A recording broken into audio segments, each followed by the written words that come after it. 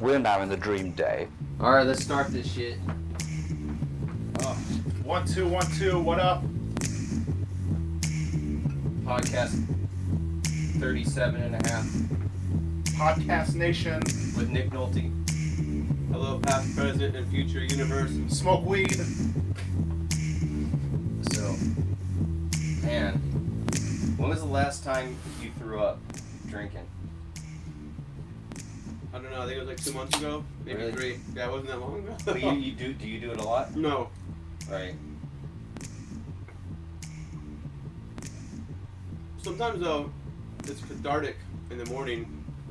You're like, After you purge the night before of just spewing? no. I feel like if you drink heavy, that's been an issue with mine. Sometimes you like drink super heavy at night, not only hangover, and then if you're able to give it all up, sometimes you can get rid of the hangover quicker. Huh. No? Well, that didn't No, happen. your Like, experience? last night, I had some white wine, and it was warm white wine, and I wasn't hydrating myself, and I was outside, and then I went to lost sleep, and then all of a sudden it just snuck up on me, like my whole, like when you look at a gyroscope, and You puked last night oh, on man. Fifth Street? Dude, I puked all in the lost sleep bathroom. Don't tell them they're watching. But I cleaned it up. You guys brought this up. I cleaned it up. Oh yeah. Huh. I clean my shit up. I don't leave a mess. What, you got it I outside had of the toilet? I was sitting with Mei Ling and Pablo at the bench outside, and I said, those weird moments where you not, if you're with friends, you don't usually gotta tell them you're gonna go to the bathroom. You just gotta get up and go and Right, get back to right. town. But sometimes you ask them, "Hey, I'll be right back. Go take this." Yeah. What do you think? What makes you say those things? Drunk. Anxiety. Anxiety. Or just comfortability, like, yo, this is, if you were wondering what I'm doing, I'm about to go do this. No? I'm gonna say that next time. Hey, if you guys are wondering what I'm about to do right now, as I'm getting up, I'm gonna take a piss. So I got up, but I noticed out of anxiety that they knew my gyroscope just fell off, and so like my motor skills just came to a quick halt, and so I had to slowly walk over to that doorway up those stairs, and I opened up that door and I looked over the bathroom doors and no one's in there. I'm like, oh thank God! And I just shot over in there. Mm-hmm. And I did my timeout, around the sink like this, and then I just spewed. It's a perfect sink to spew. On a Monday, it was like 6 p.m. Yeah, it's like, no, it was serious like 9:30, 10, spewing. It's way too early. I gotta be honest with you.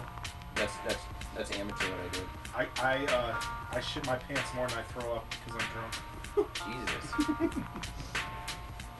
Dude, I always, man, my ass is the first thing I'm worrying about. Why is when this I'm the drunk. conversation you guys invited me over for? Oh yeah. That's your intro? Yeah, that's how the podcast goes. That's how we get our 3 hours. You don't like this format? Let's Hey, so what's your so yeah? The first thing we usually ask is like, so why do you think no one's watching this podcast? we get a I haven't watched it. You haven't watched any of them? No, I did. we get a solid 50 views a episode now. And I wanted to watch the Steve Caballero one. I just haven't yet. That one's mediocre. That's all right. Already, this podcast is better than the Steve Caballero one. Rude. Why though? Who's that on? Oh, because we were just But kind he of had we were making too much sense, and Steve was we were all trying to make sense. It's been a while. He could have been way more He's a wild, cool but guy. he wants to come back on. He's ready. You know what I liked about him? What? His laughs. Yeah, we laughed a lot, but we were smoking weed the whole It was like podcast. episode of Friends. You know how they have a laugh track? Oh yeah. I like that fact. We Hey, so back to this throw up session. I got back out there, and Pablo and Mei Ling are over the bench, and then I said, I'll be right back again. That's when they gave me another weird look, like, dude, there's something up with this guy. They said you couldn't hold your liquor.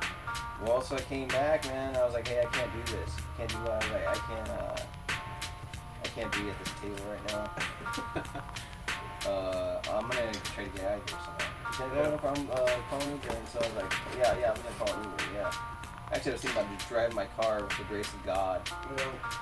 And I ended up trying to call an Uber, but I have a new phone, so the app's not on there. And then I tried putting in all the information, and I just couldn't do it. So Meg called the Uber. So I'm in this Uber. I'm in the back seat, and this guy had some dreadlocks. He looks like I only could see was a silhouette. Yeah. And he's like 2748 North 24. I was like, no, man, no. Oh. No, man, 1646. Yeah, 1640 North 24th Street. And then he's coming over there and he's like, hey, you pretty messed up. I kept swallowing my throat, dude. I kept trying to keep it in, dude, because I was gonna rip it, dude. I was that lost. And then he finally gets on 24th Street. I'm like, just straight shot at the left side. Yeah. And when I got out of there, dude, I just let it all loose. Man, that's very sweet of you to not puke in his car, though. I gotta saved admit, that guy. for that. Yeah. Well, I don't know what's the fee, dude. Does Uber have like a little button that you? It ain't enough. It ain't enough, man. I was driving, so I do Lyft a lot, and then I was driving for Lyft. And there's a big gap in what you pay versus what you get. Yeah. You mean like automobile maintenance? No, just like how much it costs to go up the street. Like it's Uber like takes the cut. $10 to get a ride, and then you get, if you drive, you get like 2.5. Right. So I don't know. I'm just glad because and then cleaning up puke isn't that easy. I think there's like a policy though. I think there's an issue where they will help you if someone barfs. I don't know what it is. Like a, I don't know. I think they do assist, or they offer like a little bit of money for your trouble. You have to clean up puke. You can get to like submit a form? Yeah, there's probably something like that. Do you keep the tips for Lyft? Yeah, that's the only thing you get clear out, which is annoying because not everybody tips. I think like 1/5 of people tip. At least that's been my experience. And I've been asking other Lyft drivers, and it varies, you know. That was like Postmates. Yeah, for you? Well, some Uber drivers make it fun, and some are just, nobodies. Yeah, but the thing is that when you want to ride somewhere, sometimes you want a nobody giving you a ride. You're like trying to handle whatever on your phone, so you're like. But they can always throw a mint back there, or you want water. Dude, the last when I got home last weekend. Yeah. I went to Blunt Club Saturday night. It was dope. And then I lifted home, and the guy had waters, Red Bulls, breakfast cracker cookie things, and then like I was just commenting. I was like, "This is great that you have these things." He's like, "Take them." And he like gave me a little like care package on the way out. And I was like, "This is the best experience ever." Was it like an Uber Black or whatever, the upgraded No, one? Lyft. I don't use Uber, man. There was like something came out like months ago, and people were like, Uber ain't cool because the owners are dicks or whatever. So I've only done Lyft as much as possible. Yeah. It was just regular Lyft. So you guys don't come up with like shit to talk about, or just like? We were about to just talk about. All right. We were going to talk about Settle down. We asked what your favorite podcast of ours was, and you didn't even watch any of You it. said, no, that was the puking thing. No, I did. What the hell was it? Don't make him feel bad. Did you guys have one with just you two on it? That's all we usually do, man. We hardly get people on. Okay, yeah. No one says. No, yes. we're starting to get more people. Yeah, we are. For the last 3 of them, we got people. Yeah, we're like good cop. We're like bad cop, bad cop. We got Steve Caballero, Mellow Jello. Mellow Jello, and Joey G. Sweet. And then we also got. We're getting the I ball had Anwar. Anwar. I had Goonie. Andrew Oh, Jemsek. that's sweet. I had Andrew Jimsek. I had my buddy Nice. Disco T. I like the beats in the background, by the way. Yeah. I was curious about that. I like it. We had Jim Mahfood. No. He was just here, though. Really? I saw him doing live art. Yeah, Blunt Club. Oh, dang it. Oh yeah, that guy who does the kind of comic stuff. Yeah, I'm a fan of him. Yeah, so like. Come on the podcast, Jim. But He's back in Portland already. he's part of the tradition of that style, though, right? He did What, comics? Yeah, he didn't do Stray Toasters. He used to live on Tempe. Did he do any of the Batman covers? Yeah. Oh, he did. He's that guy. He reminds me of Bobby He reminds me of Bobby Castaneda. I know he did a Spider-Man comic I bought like in 2000. Yeah, Spider-Man stuff. He did Clerk stuff. I think he did some other Marvel stuff. But he designed the old Clerk characters. Yeah, and then he had his own shit, which is the illest. He Girl did Scouts. Girls. Yeah. And then he put like everyone in Tempe and a couple of them. Like when what was it? Bomb Shelter DJs with the Green Room. He kind of like featured that as like the weird hog. I was kind of sick. So how old is he? He's like Dumper's age or what? No. He's a young guy. Us? He's like late 30s probably. Okay. Early 40s. That's cool, man. He's I like his style. He designed the liquor bottles. Well, no, Colt 45. He did a print of their tall cans at one point. In that Spider-Man movie, he did the art. He did my book cover too. The new art. Of that book, that one you did? No, the Spider-Man. No, mine. Which one? That's how the American Broke. Yeah, Oh, you remember I that got- cover? I got to see that cover. I never seen I it. got it over here. I got it up there. We should promote the book. No, I'm over it. It's like 20 years ago. Yeah. Never you mind. got a new Tired book? of it. You got a new book? I mean, no, I don't have some ideas. I've been thinking more about it. Like, I do like the idea of a substitute teacher book, like let me show you what it's really like in all the classrooms as I bounce around all these high schools. Yeah. But like, That's a good idea. Like my little heart, vignette, like my little heart isn't in vignettes. it. Like, I feel like people. I mean, I would do it, but what's the point of making art sometimes is to who's gonna listen, who's gonna see it. And of course, I could just make a bunch of shit and like stack it on a shelf somewhere. But I feel like at this point, I want to get more ideas out there. You know what I mean? And like, I don't think books are the medium that people Yeah, you're right. that people consume in. People I don't mean, read people books. do, but Yeah, that's why I think like Only Harry Potter books. this is how Big stuff. this is my idea. Well, it's everybody. It's an idea that does exist. It's not like I'm gonna have ownership over it. But the way I look at it is like if you sit around here like this, like we're doing right now, this little bullshit, we're just bullshitting. Yeah. But it's being recorded, right? and now it's accessible on the thing. Yeah. I re-listen to them and I get material, Yeah. so I can find chunks Yeah. and then use that for a comic cover or a story or a Yeah. commercial. Yeah. Well, I was re-listening to it just before I got here, and I was Quentin Tarantino episode, Yeah. and then you remember when we talked about JFK, Oh, the next. like he's gonna redo JFK. I'm Yeah. like, that's a pretty good idea. I forgot I said that.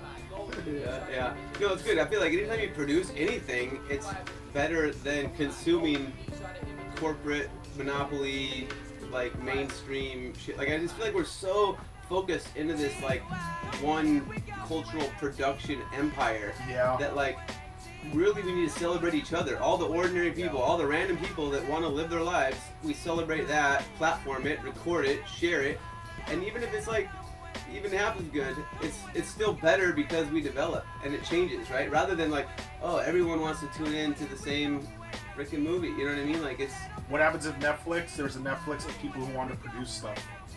it's YouTube. That's what's so cool about YouTube. You're right. You know, but You're like right. ideally it's just where people get more interested and develop it. So it's not just PewDiePie that leads this movement, but it's just like everybody with a phone in their pocket that's like, yo, I got a couple funny ideas. Let's pull it out. That's wrong. Keep going. No, I'm just double checking the volume. Yeah, but Oh. they demonetized me on YouTube. Yeah, why? They don't tell you. No. But in one day, or in 2 days, I made $800 on one video. Is that from the Amy's Baking Company thing? No, it's from Olympic Video. Oh, but that was just a video of a video. Yeah, Right. I think that's So- why I got demonetized. Right, but don't you, I mean, like, I think it's great that you would do that and try to get that money from a video of a video, but, like, that ain't your content. So it's Yeah. like, it's obvious, like, You're right. and I mean, That's a good point. I don't know. I Well, don't the way care I if you look, get money, the way I, so you're saying no on that. But I was a meme No. account. I was a meme account. get it. Whoever can throw a Right, video yeah, on, get the money. yeah. But he's wondering why he got Demonetized. demonetized. Yeah, You got sure, caught. sure. You're not arguing that, are you? No, you're Yeah, right. yeah. Like you're like a Chinese bootlegger. It's like, yeah, get away with it as long as you possibly can. And that, Yeah, and guess that's a what? good point. I'd rather have that freedom to, like, yeah, you're demonetizing me, but I still have my freedom. Thank God I'm not latched on to that type of production. Pepsi. You know what I mean? Like, Yeah. I'm making this Gordon Ramsay show. I got to make a certain amount of money. Pepsi Right, has to right. approve your content. You can keep being a pirate. That's what's cool. You can keep snipping shit. And But keep- there's a way around that. You know what it is? what? To get sponsors directly. Right. Then you don't Then you need pitch it. Google's money. Right. Mm-hmm. So if we get someone to sponsor this podcast, like Panda Express or somebody, You get anybody that's like, yeah, just keep talking about my business enough and I'll give you another 20, 30, 100, couple hundred, you know what I mean? Just depends. It's all relationships, right? like Dollar Shave Club. Yeah. But I feel like you can even make it up. Like, so here's the thing, is like, ideally, you get to the point where you make enough art to where you make whatever the fuck you want, right? To where, like, you've got enough projects going to where people give you the money, so it's like, okay, I ain't worried about my food, I ain't worried about my rent, and I'm just free to do what the hell I like, right? That's the point to get to, right? And then that way, you're, like, free to participate in whatever medium you want. You're like, yeah, well, I want to try this now, I want to do that now. And to me, that's kind of like, you've made it at that point. I dig it. You know? I'm on the same page with that. Yeah, Stallone could do that. Yeah. Your signature. But ideally, you're a brand. Right, but ideally that doesn't have to be that high of a threshold. Like you don't have to. I mean, like so everyone's got to make like a G a month just to like pay rent and live, right? So like if you get beyond that, yeah, you know, or drop that rent out, you know, then you become more free. You could actually not be anxious on the weekends. Oh yeah. When it comes to dancing and enjoying, you know, like music. Maybe, yeah. That's how I was. Well, I mean, no. Think about the 9 to 5 grind Yeah. and how you have to participate in art on the weekends. Yeah. Even the most lowbrow of art, like say a show at Van Buren, that's like, I don't know, some pop star. Yeah. And you go out there and you drink and you play Yeah. with friends and get your dance on, and you gotta go right back home. And Yeah. that's as close as you get to escape or vacation. Right. Well, what about the vulgarity of vacation? It's all, you know, it's cultivated in a certain area, a certain sense. Like it's all approved in a sense, right? Like consuming is an approved behavior. So it's like, okay, oh, you're going to the bar, great. You're spending lots of money on alcohol, great. It's good for the economy in the sense of functioning economy. Yeah, I just watched Hassan Minaj about cruise ships, right? So like vacations and stuff. And it's interesting. That's what people think. Like, yeah, well, I'm gonna spend some money. Like, this is me time. I'm gonna go do this, right? But it's still empire, still economy. He was just talking about how like gluttonous and wasteful the cruise ship experience is, and dangerous, right? Like kids that drown in pools on cruise ships because they didn't have lifeguards or whatever. Like it's a trip. But in the cruise ship, if it's a stage, everything's a stage, the system stage of a cruise ship does not encourage switching identity. It doesn't bring any of the old school carnival or masquerade that is in the heightened state of freedom. Why not? Sure. The places that do kind of sanitized. It's sanitized. So the places that do kind of do, and look what happens in those systems, like a Burning Man system stage. It does create pattern recognition of a pseudo masquerade. What happens if they did Burning Man on a cruise ship? Comic-Con. What? I think they already are doing that. They probably are doing something of cruise ship. Right? I was thinking about Burning Man. It's Burning Man right now, right? What is it? Tuesday? Burning Man? Oh It's yeah. the Burning Man week. Yeah. Oh no shit. Yeah. Dude, it's so fucking hot. Yeah, it's not as hot up there. I mean, it's warm, I imagine, but I was thinking about that quite a bit too, because it's like there's so many countercultural people up there, right? There's so much money, so much production. It's 1 week, right? But people set up for a month. Uh-huh. Beyond that, all these people in Reno and San Francisco and Northern California, they set up for months. Like some people, like that is the jam. They're like, oh, it's Burning Man. I'm gonna set That's our cruise ship. all my energy. Yeah, in a sense, it is. I mean, it's a funny metaphor, and that it is sort of a cruise ship, right? Because it's like out in the middle of the desert, and it's like so It's much isolated. money, so many It's like resources. it's an island. It's an island. It doesn't neighbor anything. But It definitely has a legit entrance and exit. It's So like if you exit cruise ship, you're in the ocean. If you exit Burning Man, you're not in Burning Man. it's a global brand now. they call it the playa. You guys ever been? No. No, I went. I could have lied right now. It's okay, whatever. I went in 2002. I've heard enough with stories. the 23s.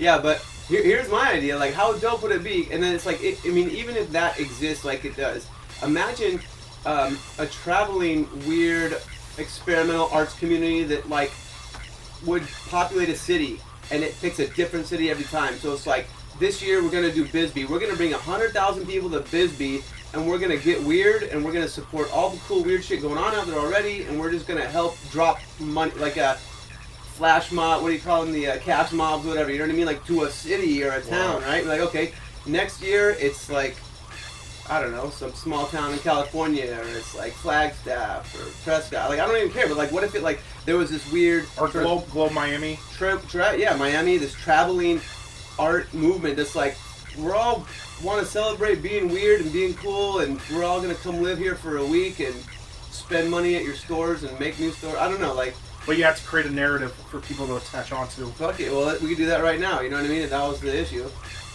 Yeah. But I don't know, that was my thought recently. I think they just need to change higher education areas into these type of places. Yeah, like universities should be. If they didn't have such a conservative aim in mind, which is a degree and a job, which they're not even hitting, it's not even working that well. Right. So why don't you just say, fuck it, school's really just about fucking around and learning stuff while you're fucking around. Yeah, I just think that everyone's all so results oriented. That's what's like the crippling system of the regular schools, right? The K-12 is like the testing, so it's like everybody's got to see results. Otherwise, it's like they don't want the funding. Yeah. But I think you're right. That's what it should be. But like, here's the idea too. Also, like, let's expand schools. Like, let's merge a few high schools and community colleges, right? Yeah. Like the classes are sometimes they overlap. Just merge them all together. Right, and then let's make more high schools again like community centers, right? Yeah. To where like after school kids can go play racquetball or tennis ball or you know what I mean, like football. Like people could run around the track, and then even like neighborhood people could go and use the space, right? There's all these spaces. We have like so many schools in my neighborhood. No one uses the spaces after school, right? So there's like that. But then, what do you say about schools like making them more freaky, right? Like, well, not freaky. How about you just lose the dominant end of school? The dominant end would be degree, passing grades. If we lose that idea, like that school's something that you keep doing until you master it. Therefore, then you could be a domineering teacher or a know-it-all. How about you lose all of that and really there's something in the means of production? Yeah, in a way it's like that already. Like not everyone graduates, not everybody gets all the credit. Some people just kind of there's so many, it. but what they lead with is debt, revengeful hate. For what, on society? And they have to swallow pride. Why? What do you mean? Well, because if they were to really look what happened straight in the face about the debt they were created and how these teachers sold them out, and then they enter a world that doesn't really respect. Well, they have to. Yeah. I would seriously, why not burn it? I mean, why wouldn't you be angry enough? Because they have to create hope. Well, I get that, but like, if you look at it straight in the face, it's kind of like there really isn't that much hope. Yeah, but there's a lot of people in school, and it's like half the government. Like I was looking at when they did the Red for Ed protests, you know, a couple years ago. I was down, like our school was in on it, and I looked it up just to kind of see like what kind of numbers we're talking about, and like half of the half of the people that work for the government work for schools. Yeah. You know what I mean? So this is like a major thing. That's like a major function of society. I mean, you couldn't work. A lot of people probably couldn't work if they couldn't get their kids in school. Be like, well, I'm bringing my kid. Or that's what I'm about to say. A lot of school is babysitting, so the adults can go to work. I've been subbing more. It's fully babysitting. Oh, big time. Yeah, but it's kind of fun. Are you reading whole novels? That's what I used to do. Yeah, I keep forgetting to bring the right books to read, but I've been bringing some. Well, like it's books, like when I was subbing, I subbed for 3 years. When I would sub, and I would sub like 5 days a week. I'd try to sub every day. Yeah. And okay, if the class is very unbehaved and violent, well, I can't read. Right. I gotta teach. Right. And then if the class is real intelligent kids that are like ID or honors kids, I can't read. I have to teach. So then there's this huge bell curve middle where everybody's just like, the teachers gave me a bunch of worksheets. Here you guys go. Yeah. Hey guys, check this out. No phones, right? And if you do have the phones, like you gotta make sure it's just hidden well. Like if someone's looking through that window right now, I need you to think about that person looking through that window. Yeah. And you need to look like this is a classroom. If you can do that, I'll be the coolest teacher. That's been years ago though, right? Phones are like, people cannot stop looking at their phones. And like, I'm not the cop. I am not going to police the kids in the classroom. Like, I'll mention stuff, but like, I was subbing today and I saw, I asked this one kid, I was like, what are you doing? He's like, oh, I'm texting with this girl, my crush, or this girl, like, and then like, he was 5 minutes later still doing it. I'm like, oh, you still texting? And I went over there and looked at it, but it was like this girl and a guy. I'm like, your girl's with another guy? He's like, oh no, I'm doing something else now, whatever. I'm just like, it's just constant distraction. And then like, I would, accuse people of scrolling. That was my thing with other kids when I would teach. I was like, you gotta check your phone, cool. But if you're scrolling, you're bored, and you're not engaged, and it's like, you need more self-control, discipline, or an authoritarian figure to tell you to put it away. Yeah. Otherwise you're gonna zombie out. Well, right? Is that what you're trying to say? In a sense, yeah. They'll scroll into infinity. That's what people. That's the issue. I think is that we use it as instead of thinking or doing or interacting or creating, we just passively consume scroll. Which I do that. I mean, but like, I don't want to demonize scrolling because you're looking through this whole list of all of your friends and what they're doing, what they're saying to the world, what they're saying to the universe. And it's an algorithm designed to keep your eyes on the screen. Right, but if we're in this learning situation where like you got this one lesson, like, and the bar is low, in school, I'm going to argue that the bar is low for every class, you know? So it's like, if you can't step over this little bar, then you might have an issue with your ability to focus and draw attention, and like, you can't, I could be your clown, you want me to clown around and entertain you, but like, a lot of it's self-directed. I don't know, man, like, that's kind of I got some books. I got some. Remind me after this. I got some books. I'll let you borrow. Well, when I was in school, they used to check your beepers. Really? Dude, no. When I was in and school, then they banned beepers. Dude, you know what? When I was in school, you know what was equivalent to the phone? Little snacks hidden in your pockets. Yep. That was equivalent to and fucking gum. on your phone. And like, gum. You just get a little gum, just like a little snack. And they used to say no gum. Would make school so much better if you got like a little. There's always going to be something like that kids will find distracting from the teacher. If it wasn't phones, it'd be something else. Dude, what was your favorite snack in school? I don't know. Pizza. I like pizza lunch. Or Pizza lunch. Did you get the basket? Did you get basket fries with the pizza on top? Yeah. The little boats with the pizza in there. Yeah. Oh, fries. I don't know. I like fried mushrooms. They had fried No, mushrooms I at was your school? kidding. No. Man, you must have gone to a private school. They had Taco Bell. Yeah. No, but I don't know. I feel like there's a lot of cool issues with school that can be addressed. There's a lot of cool experiments, but the whole thing is to put the onus on the student. Be like, what is it you want to learn? What's the best route for you? And then even understanding that they might not know. That it's just like, well, if you don't know, then come along with these systems and explore until you do. You know what they should have a class on? Sandwich art. Right? That's Subway. Because there's always going to be meats for sandwiches. Sure, I know. Well, culinary, or just like get them in the kitchen. That was one of my issues. Have kids make the lunch for the rest of the kids. Here's an issue. So Title I, right, is this funding system where they basically feed kids at schools, right? So here's my issue with it. So it's like we've made a law, we've made it available funding for schools to feed kids, right? Because they can't focus unless they've eaten. Yeah. Yeah, that makes sense, right? Yeah. I get that. But here's the issue: is that like instead of addressing poverty, we're pretending that the school can handle this issue, and then we're just gonna like get. And what it is it's a factory model. You know what I mean? So it's like you got kids that are taking apples and throwing them away, taking milk and throwing it away because they grab it on their assembly line. Yeah. And then they go to lunch and do the same thing. So it's like their whole mentality around food is waste. And an assembly line of waste. And who cares? And like, there's no attachment. There's no interest in like cleaning, or prepping, or preparing. And I think we lose a lot of potential with that. You know. Yeah. What do you know what you call that? That's like at least the personal psychology of that is there. So the person that is the bureaucracy that's organizing these things has a guilt or a shame somewhere in there. Yeah. And the way they try to appease through this charity is they think that's good enough. Like, hey, I gave that guy $5. Do you know what I mean? Like, that's what charity's for, just so you can just curb the guilt. You're never going to get rid of it. It's a guilt lever. It's like, oh, I feel guilty because these kids aren't hungry. Well, let's just turn it down a little bit. Why don't we give them a snack? Okay, well, I need more, you know, like... But it doesn't address. So what happens if you stick with if you have the guilt? We know that there is this. What is someone supposed to do? I mean, if they really process it, they just like leave their home and move into a commune. I mean, dude, yeah, no, I mean, but for real, that was my new thing. I was coming over this last weekend, like, yo, what up? Where's the commune? They're all over.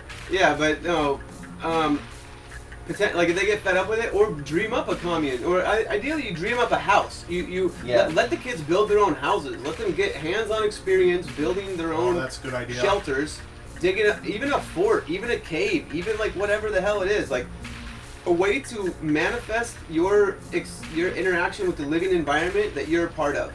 Because otherwise, it's an alien. They want to be basketball players. Otherwise, this environment is alien to us. Fucked up. So like, let's look at like how many teams are there? So what? There's only like 20 players on each team. Yeah. That's like maybe 300 people got to play basketball. Well, right, yeah. And they're all trying to be the. Well, think about like how much the last Avengers movie took to make. In the billions, right? It made 2.6 billion. What kind of great, infinite, full, active movie like these kids are building their own houses, creating their own stage sets, could you have done with that? You know, said fuck Avengers Endgame. We're doing Avengers Endgame. Build your house game. But as a giant system of education. Right, like I think that it's fun to consider that, but really I feel like it's interesting to think about like the massive amounts of money we spend on military, right? So it's like, what if we could shift a portion of military towards self-defense, education, learn how to fight off sexual predators. You know what I mean? Like, fuck going to shoot other people in other countries. Learn how to fight these dudes or people in your community that will fuck with you. Yeah. You know what I mean? Yeah, no, I'll keep So going. like that, I mean, that's the issue, right? Those are one of the issues, is that like kids get abused, right? Kids get taken, they get like messed up by people. How to stand up to power, right? Rather than funding, you know, trying to terrorize people all over the place. I don't know, like, and it's not just that, but like how to argue your way out of things, or how to resolve conflict in the moment. You know what I mean? Like how to get people to calm down and listen to each other rather than get all upset to throw blows. You know, like, yeah, but the media that makes money off making people angry. No. I'm with all the parts with it. You're creating a curriculum is what you're talking about. A curriculum within this thing. What's important to learn? What is it important that we should teach the kids? Oh yeah, all these things are completely right. important. And that's I feel like that's the issue. And it's like, yeah, people spend too much money on you could call it art. Like we could call movies art, right? Maybe it's like too centralized or over saturated art. Mm-hmm. Right? Because it takes so much money to, you know, all they're doing is tell a story. Like, here's a story of Thanos, you know, it's like, you say two things and you ruin the ending for people and they don't even want to go spend any money at the movie, right? But like, so it's just a story, but it takes all this money, all this production, all this culture, but it does pay a lot of people, right? But then it also satisfies a lot of people's need for story. Need to look forward to like Christmas. Like, and you know what I mean, like something to do during the summer or vacation. Yeah. Well, people invested 10 years into those movies, right? And it's like, and they invest a lot of money watching all those movies. People probably spend family experiences going to see the movies or whatever. You know, like yes, they do spend way too much money. But if we're looking at spending money, we need to look at the military. Like that's the biggest issue by far. And it's a death culture. It's a death machine that just separates people. Well, not to get all dark about it. No, but I do understand how. I mean, you saw the movie Wild Wild Country, right? With Osho. The series, the mini docu-series. Yeah, I mean, I definitely get it. Like once you create this cultish commune and it's getting bigger and bigger bureaucratically, you're gonna need a military. Well, in a sense, right? Okay. Well, because there's conspirators. Okay, but right, and I didn't think this was going to intersect so quickly here, but like the concept of anarchism and being an anarchist is like you are the government, you are the militia, you are the teacher, the educator. Like so, like there's all these roles that we have. Each house, right? Like typically, that's when you think of like the original Wild Wild West is like each home had a gun and they protected themselves. Like we don't want you guys coming here, right? So it's like. That's kind of the idea, is it's distributed across people, and it's like, okay, if you don't like guns, cool, but do you know who does like guns on your street? Do you know who is in a position to defend it with that? And I'm not even into that kind of, I don't have a gun, I'm not really into that, but that's the American culture is into that. Yeah. You know, and you could see the idea, you could see how the ideals seem good, but then they could obviously grow into something more militia looking or gangster. Right, yeah, people, they haven't educated themselves to celebrate diversity as much as we should. So like it's more easy to exploit. Because I think that diversity turns into like wolf in sheep clothing conspirators. They move inside your house with good ideas, but then the diversity sneaks up and you think it's a lie or some sort of duping. Well, I don't know. You don't follow that? Diversity? Well, a conservative way is everybody's predictable. Diversity kind of exists with kind of like a fraction of something that's not predictable. Well, if you're do you know? If you're just used to people around you who look like you or whatever, and you're comfortable with that, and you don't want diversity. But look, we're in metropolises. Like we are in cities of millions and millions. No, but the people who don't live in those.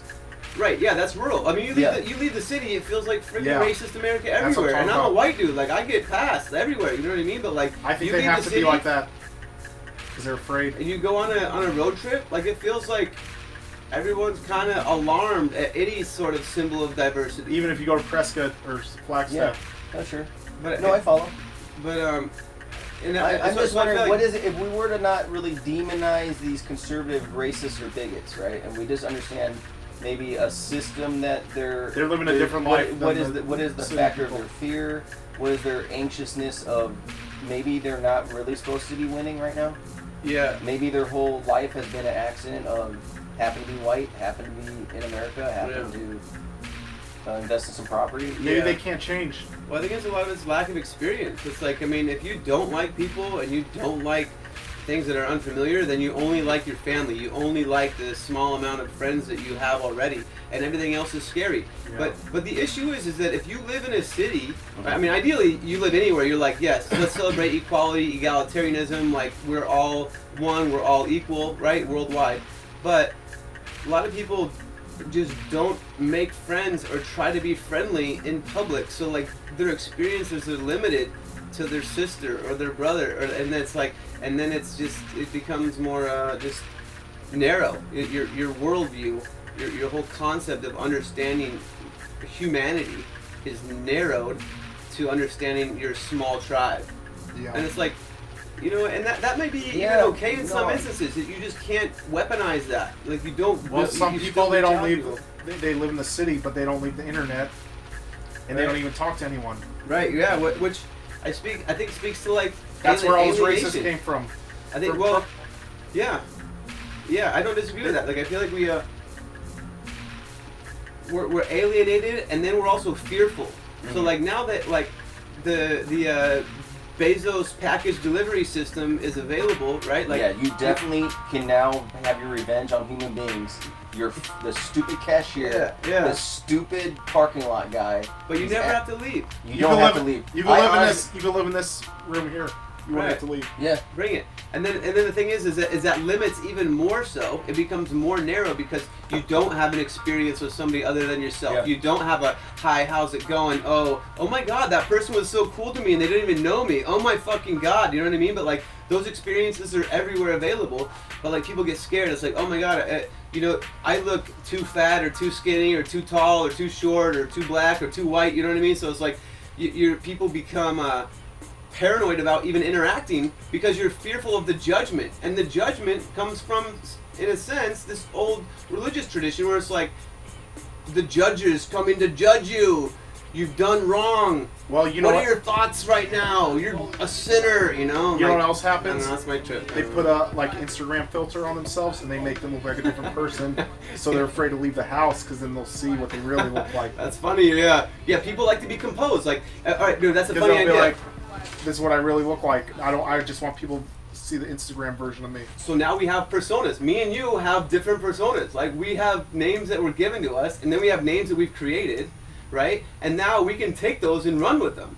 Like, yeah, I like that. You know, years ago I thought about selling Phil Freedom. Like I thought of like, would somebody want to take on this identity, you know? And then I had a fun idea for an event too, right? So like, let's say you start hosting an event, and you're like, it's a new guy, this new person that you made, and he wears this hat and glasses and this cape, and then I'm done with it. So do you want to be the guy that hosts the show? Because it's all the hat and glasses are the host, not this human thing. Well, Al Pacino, he made a movie about that. It was like he created a model on a computer, and everyone thought it was real. What movie is that? Nicole or something. Al Pacino's in it? Yeah, it was like. Well, let me hold on. What you just brought up is certain heightened musicians and artists inevitably move into multifarious personas. Prince did it. David Bowie. Yeah. P-Funk All-Star. P-Funk Funkadelic. Yeah. We could even go to Outkast. Well, at least Andre was messing with that. Then we look at all the Wu-Tang Clan with all their AKA names, but they weren't really becoming the ninja. But what we should do is encourage that possibility. Simone. Comic-Con every 2002, Simone. What if we all had 12 different identities? And it was like, yeah, this is the one I'm going to be today. I like that. You know what I mean? And then, so what you were saying, though, is that, like, people are afraid to be the real them because they have this personified, here's my Insta me, here's my Facebook This gets me. 2,000 likes when I post it. how am I gonna go? How am I gonna get that attention when I leave the house? Yeah. I'm just some random person. How can I get any likes when I go buy my Cheetos at Circle K? It's like no one's gonna like that for me. It's not fulfilling anymore. Yeah. So you're just posting all the time. Yeah. Well, man, that's great, man. I'm happy. I'm happy to know you, Joey. Thanks, man. And you, Eli. There's this. I mean, a lot of people I meet are kind of on the same page. There's this one girl who does like avant-garde dance. Yeah. I can't think of her name right now, but she calls everything that she does trash.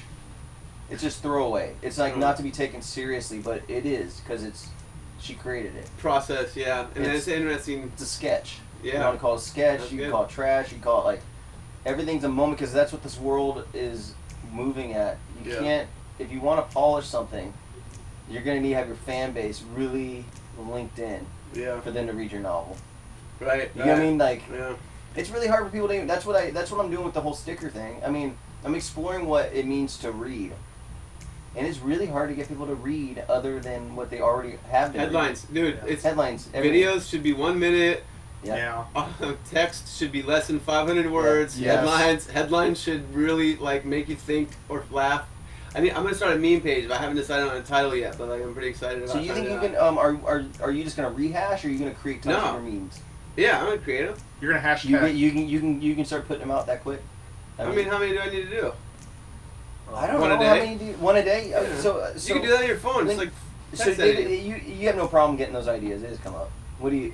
Yeah, attack the system, attack the power structure. Yeah, It's you're like, right. I You're mean, right. Always. Yeah, And that's then, easy to do. And then, whatever entertains you, whatever's funny, right? Like without like hurting too much. I don't know. That's the idea. So do you want to do a merger? But Like maybe me, you know what'd be sick Eli. is to make a person.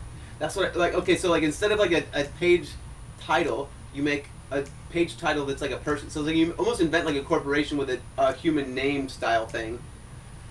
You know, and then we share the password.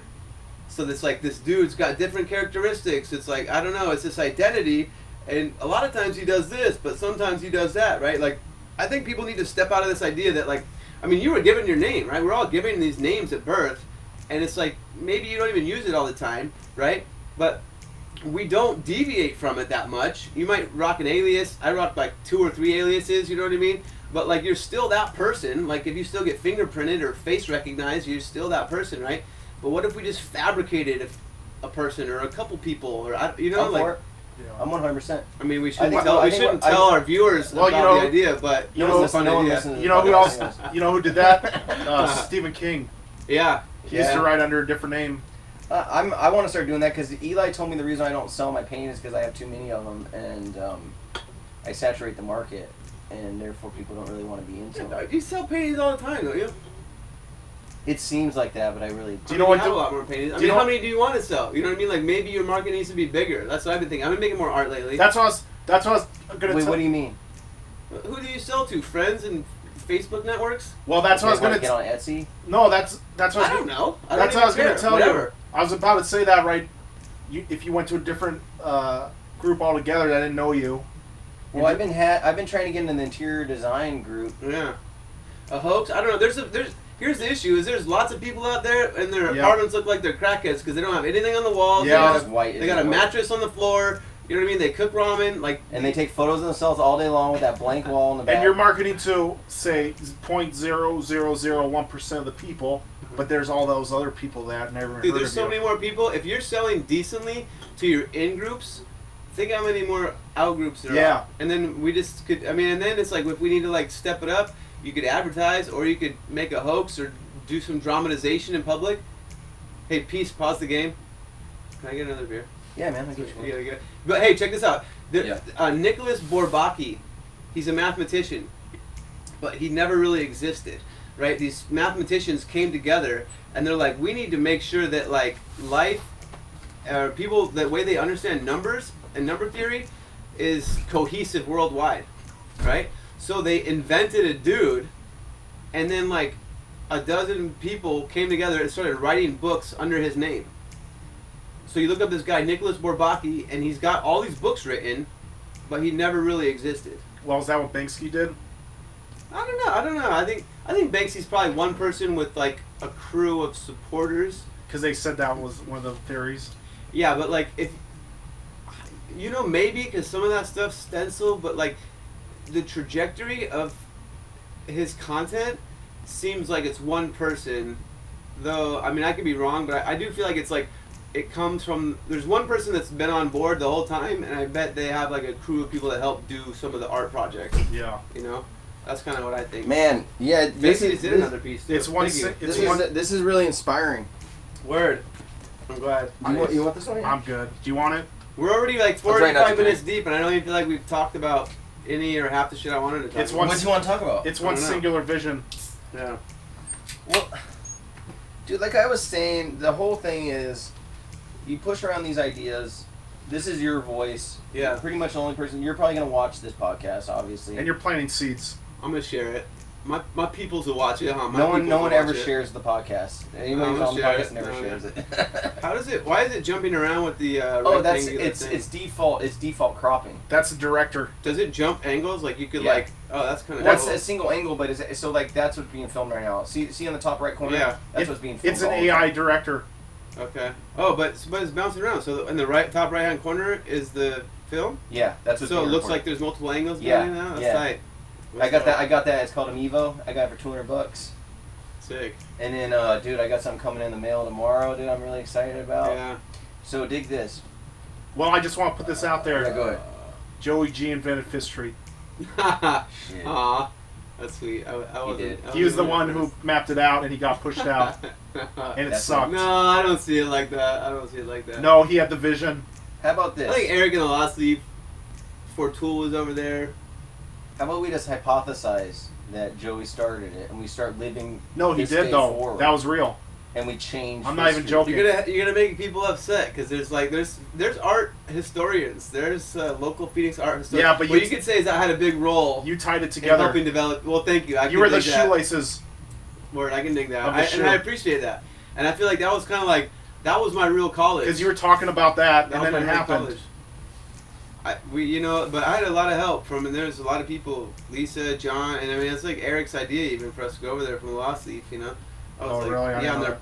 porch years and years before, and they're like, you should go into that house across Because the you street, did the 909. because you did the counterculture cafe before that. And then we were in Collab right at the street too, and then Yeah, you were over at Henry Space. counterculture. You were at counterculture over here. Yeah, and that's And you know what's crazy? That's where you had got that- going. You had that anarchist bookstore. it's a library, wasn't it? The library, Yeah, and you moved out, and it was kind of just dilapidated, but there's still books laying around in the rubble. yeah. And there was Understanding Media by Marshall McLuhan was Sick. there. I Oh, took yeah, that. that's a good book. Oh, yeah, nice. The Global Village. I Yeah, kind of all like that. burned them when I left multiple places, but there's still. I have too many books in my house. Like I want people to come get books from me if they want. Like, I mean, you got shitloads of books too. You know, it's dope to have, but like, Well, they that's take up what space too. you know. What Ty Lopez says: Huh? knowledge is more important than McLaren's. Yeah. Is that a car, McLaren's? Yeah. I need to No, it's like a research $2 billion or $2 million car. that. Is it better than a Bugatti? I don't know. I know. Man, dude, that you know what? Cars are evil. I just realized there's a lot. I have a lot of work to do. Cars Like- are evil though, by the way. They totally are. And then here's the weird thing. Okay, so I was tripping out about this, like, Koch brothers, fucking Rockefellers, oil money. Yeah. That oil was never theirs. Like, how come we're all like, oh, they sucked all the juice from the previous organisms out and they burned it up and sold it to everybody. I guess that's cool. That's theirs. Yeah, they soaked it from Well, a previous. They're did you feeding see, us the previous apocalypse. did It you was, s- it was a, Did you see There Will Be Blood? yeah. It's good fuck. Wait, It's the shrewdest guy. that's gets, one of the guy with the air compressor thing. No. That's all. No Country for Old Men. Oh yeah. There We Blood is The Daniel DiCaprio? Day-Lewis is in it. Oh. He has a curly mustache. He's like he's in a. It's like, I drink y'all milkshake. I It's don't good know. I flick, don't know if I man. know It's it. good Yeah. flick. Sweet. Well, it showed the shrewdest person who could take the oil was the richest, Yeah. who knew how to extract it because no one knew how to do it back then. Yeah, fuck But- all that too. They just exploit other people, man. Like I don't really feel like there's like, you know, I don't think they're genius. Like I'm sorry to cut you off, but like I feel like, you know, Bezos is not he's not a genius. He established a market at the right moment, right? An internet market. Yeah. You know, it's like Walmart people, the Waltons. They're not geniuses. They just opened the market that like squashed everybody else. With like open like here capitalism. Here we go. Let's create one place to sell everything. Like it's not. And It's not dominate even and that dominate. intelligent. dominate. Yeah, and that's monopolize to dominate. They're just the end game of stores. The Avengers end game of stores. right. And really, it's if you consider, you can think about economies. It's the most obvious solution. You just need one big idea to be successful. I don't know. I like to think that, but I think there's too much against everybody. You need to be personally. able to.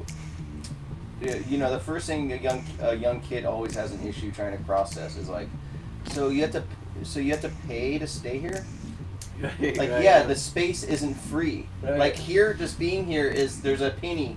There's like a little counter, and it's Yeah. counting us as we stay here, especially with the air conditioners on. It's actually right, faster. right. You know what?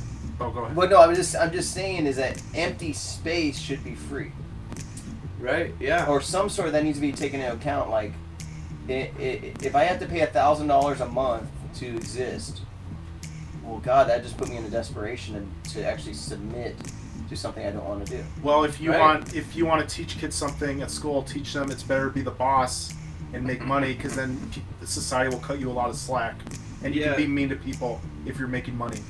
Yeah, that's so twisted though. Like that, the whole setup, right? And it's, No it's one just told me it's It's that. so so twisted. twisted to have other people work so you don't have to work. Right, but like we like to Yeah. entertain this idea of a democracy. We're like, okay, voting is this way. You know, it's weird because you hear old people and they're like, yeah, just make sure you guys vote, and it's just like, man, they're like that's it, right? That's our concept of democracy, is to go to a voting booth once a year, twice a year, even 4 times a year. Like the As idea. an act of charity. Yeah, what about economic democracy? What about like these empires? Are they democratic? No. Right? A lot of them are fascist. You talk shit to the boss, you're done. Yeah. You know what I mean? Like, you can't really challenge power in those systems. So here's a trip I wanted to speak about, actually. Yeah. This is something I've been thinking about lately, right? And this is a theory that I've had for a while, right? Originally, as far as like empires have expanded, it was religious, right? It was the Roman Empire, right? Yeah. It spread as far as it could, right?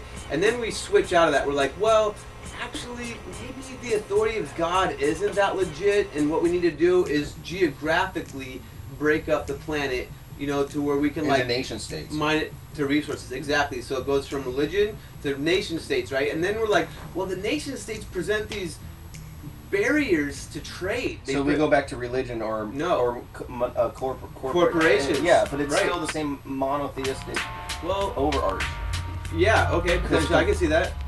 But here's Or the thing. maybe it's not. Yeah, keep going. Here's the thing, right? Is that like you can challenge God. You can comfortably be like, that God doesn't work for me, right? You can comfortably challenge religious hegemony, right? Nation states, you're like, well, that's your nation state, right? So like we're struggling with Hong Kong, struggling with this right now, right? Because why? Because Britain took over this city in China, and now they're like, well, we signed a contract and we're done, and then people are like, we want democracy, we don't want the Chinese government control, right? So like they're struggling with the concept of the nation state right now, right? But then now we're switching to it, and this is interesting. This is off of one of the full-length podcasts I saw from Russell Brand, where I forget the dude he had on there, but he's a corporate historian, and he's talking about how like, you know, people celebrate Trump and Putin because they're businessmen. Yeah. And that's the transition, is to run a nation state like a business. Yeah. Right? And we can see that. You don't talk about buying Greenland as a fucking country, right? Like that's just some weird business boner flex. Why or are people something, you know saying what I that, mean? by the way? He said that. Are they selling it? No. That's just him. That's our president being a weirdo, you know, like No, but there is other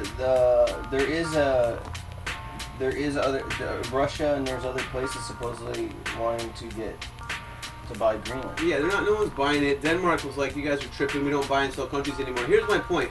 You can challenge religion as like, that's not my God. You can challenge the nation state like, that's not my president. But can you challenge the corporate structure? Is that not your corporation? No. Is Walmart not your corporation? Because your neighbors support that corporate. You know what I mean? Like, so I feel like it's more ubiquitous. It's more crystallized in the sense of you don't challenge money like you challenge a government or like you challenge a religion. But they're providing a service that people want. That's why they're given the freedom. At least that's what it seems. As bad as it Okay, is, so how do you people want Walmart. how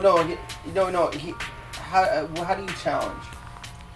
I think you have to challenge belief Yeah. in worth and exchange. and how like, because here's the thing, right? You bring up all economies and you're like, what are you gonna do, barter, right? And then we've seen like the rise of Bitcoin and like cryptocurrencies and like anybody can ride that, right? But like, and now even Facebook wants to do like a coin or whatever, but like it's different networks and establishing exchange. You know, there's this dude, anarchist anthropologist, David Graeber, right? Yeah. And he talks about how good guy. it's the small exchanges, right? I think we need exchanges so small that we don't use money. But people like to spend a little bit on toilet paper at Walmart. I think you've experienced that before. No, I'm trying to live that. Yeah. And people do. Artists do, especially because you're like, well, because people will be like, yo, I really love that piece, but I don't have a lot of money. How about $100? Yeah. A couple haircuts, a couple pizzas. Yeah. You know what I mean? Like. You remember when you came up with that money, the Fifth Street money? Phoenix Bucks. Yeah. Phoenix Bucks. You were way ahead of the time there. Or the beauty, or the you know what? Also, this is probably one of the most sweetest. I like to think so, man. Probably one of the most sweetest things. And it's the thing we live for is that when you have another art friend that's creative and expressive, and you ask them for a favor, and they know you and they know your heart, they do it. Yeah. Do you know what I mean? Like where this other guy says, "Hey, can you do my wedding or can you do my grand opening?" And like, I don't even know you do. Yeah. It'll be like $500. See, and that's the thing. Yeah. It's a personal relationship. Yeah. You know. And it's the most, and also sometimes when you're down and out, some of your great art friends, you know, I don't want to call them art friends, but they're just people that are in the same creative venture. It's a figure out ways to either care silently or care loudly, however it needs to be. Right. But they figure it out. I like that. Care loudly. Yeah. That's I like that too. Or That's even pretty cool. That's a bumper sticker. I like that. Well, even silently, there's so many people that are caring about your expression, whether it's on Facebook or you're wrestling with your expression. So you whine here and then you contradict yourself here, and as long as you're, I mean, at least I feel that I'm open to like absolutely.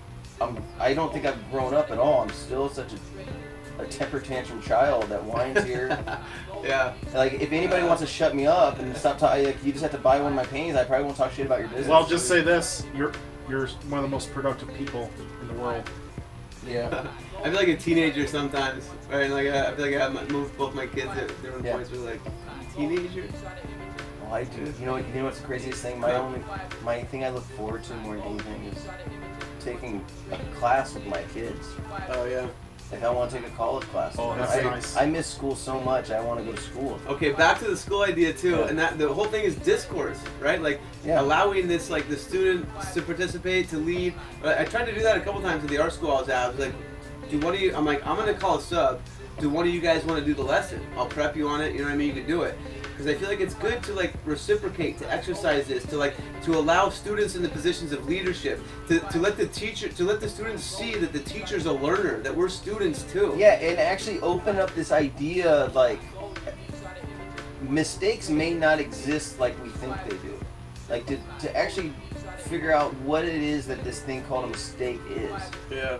And is that, you know, like people think a mistake is wrong. Like you're not allowed to do anything until you know it. Right, yeah. When actually the only time you should do anything is when you don't know it. Right, That's how you learn it.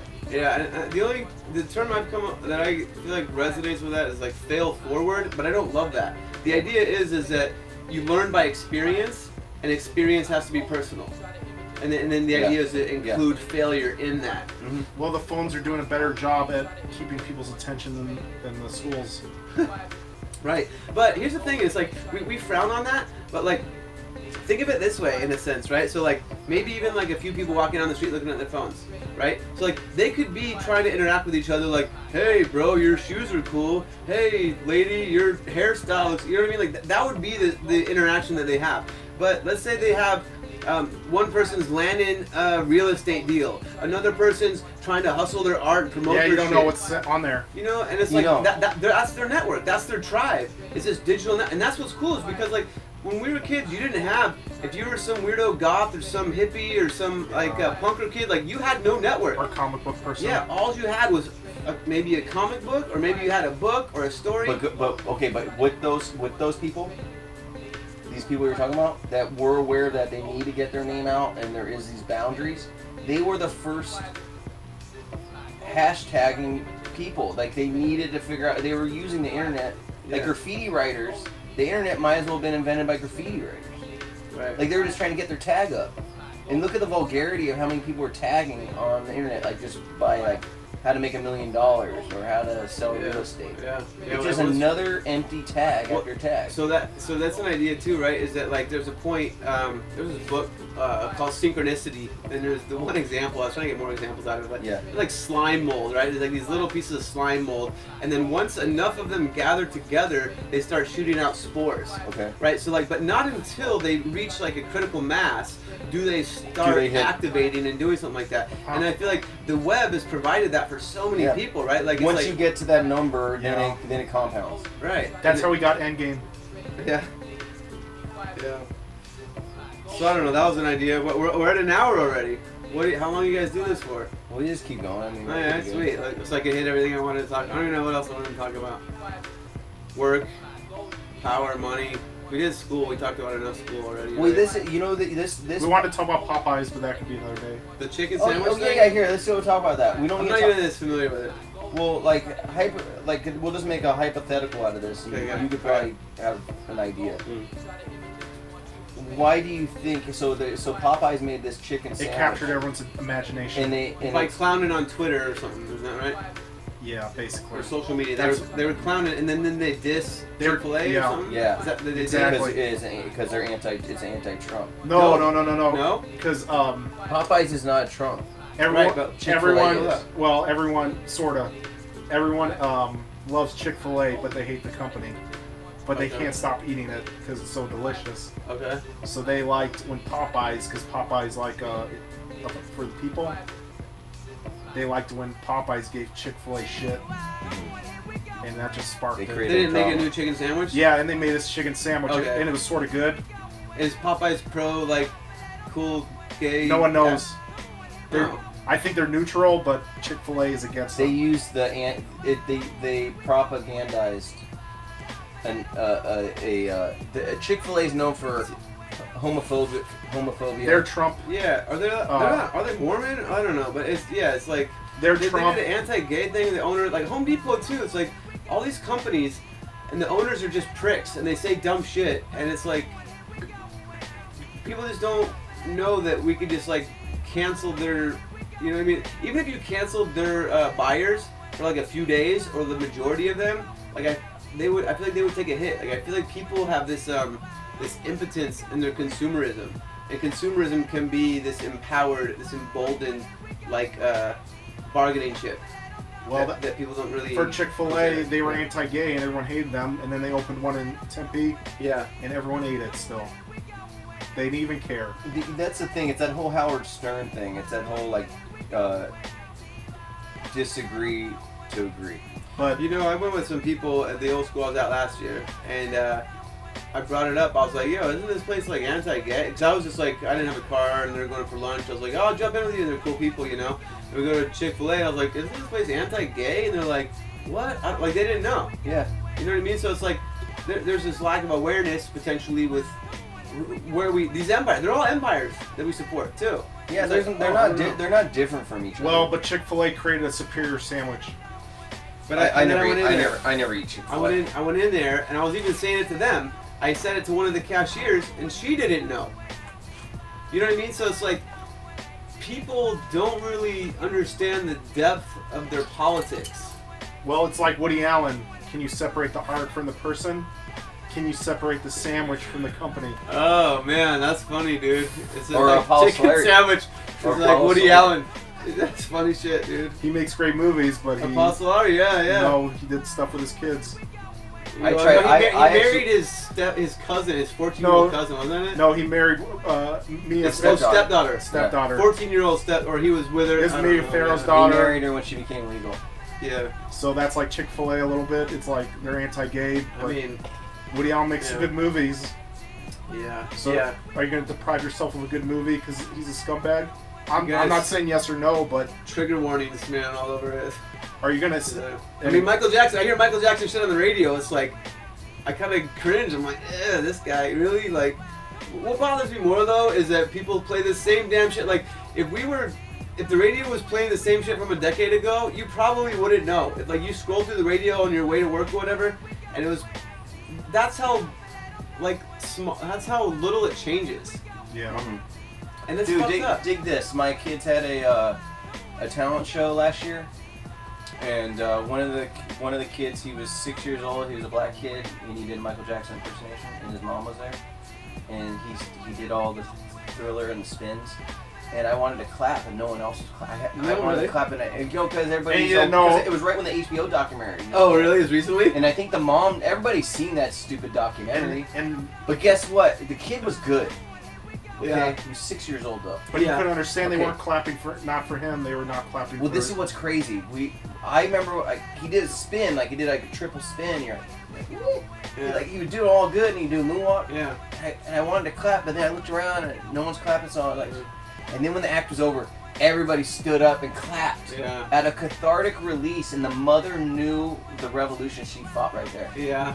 She fought to what she believed in, and it had nothing to do with pedophilia. It had to do with Michael Jackson, Yeah. moonwalking, spins. It was just glitter his art. glove. It was the art. It wasn't the man. No, And that's she right. That's and right, that was an act. That was an act of revolution. It was the sandwich, not the Chick-fil-A. Yeah. something like that. Hey, but that Yeah. doesn't excuse us from not examining our culture and pedophilia. And the dynamics of power. Right. Well, And well, speaking of that, that's what Popeyes did. It provided a revolution for the Chick-fil-A fans, Jesus. so they didn't have to go. I mean, it's not good as sandwich, but it's pretty damn I think you're good. reading into that a bit, man. But it gave them that was their revolution. They're like, okay, I can get behind a great sandwich now. It's just trying to get, Popeyes. they're Popeyes just trying to did. get their name in the media. And they got $26 million worth of free publicity. People Yeah. are still talking about it a week later. You are. No, it was trending yesterday, number Was 2. it? Still? Oh, Is it it's trending? getting bigger On and Twitter bigger. or what? On Google. Did you On hear Google? this? Did you hear this one?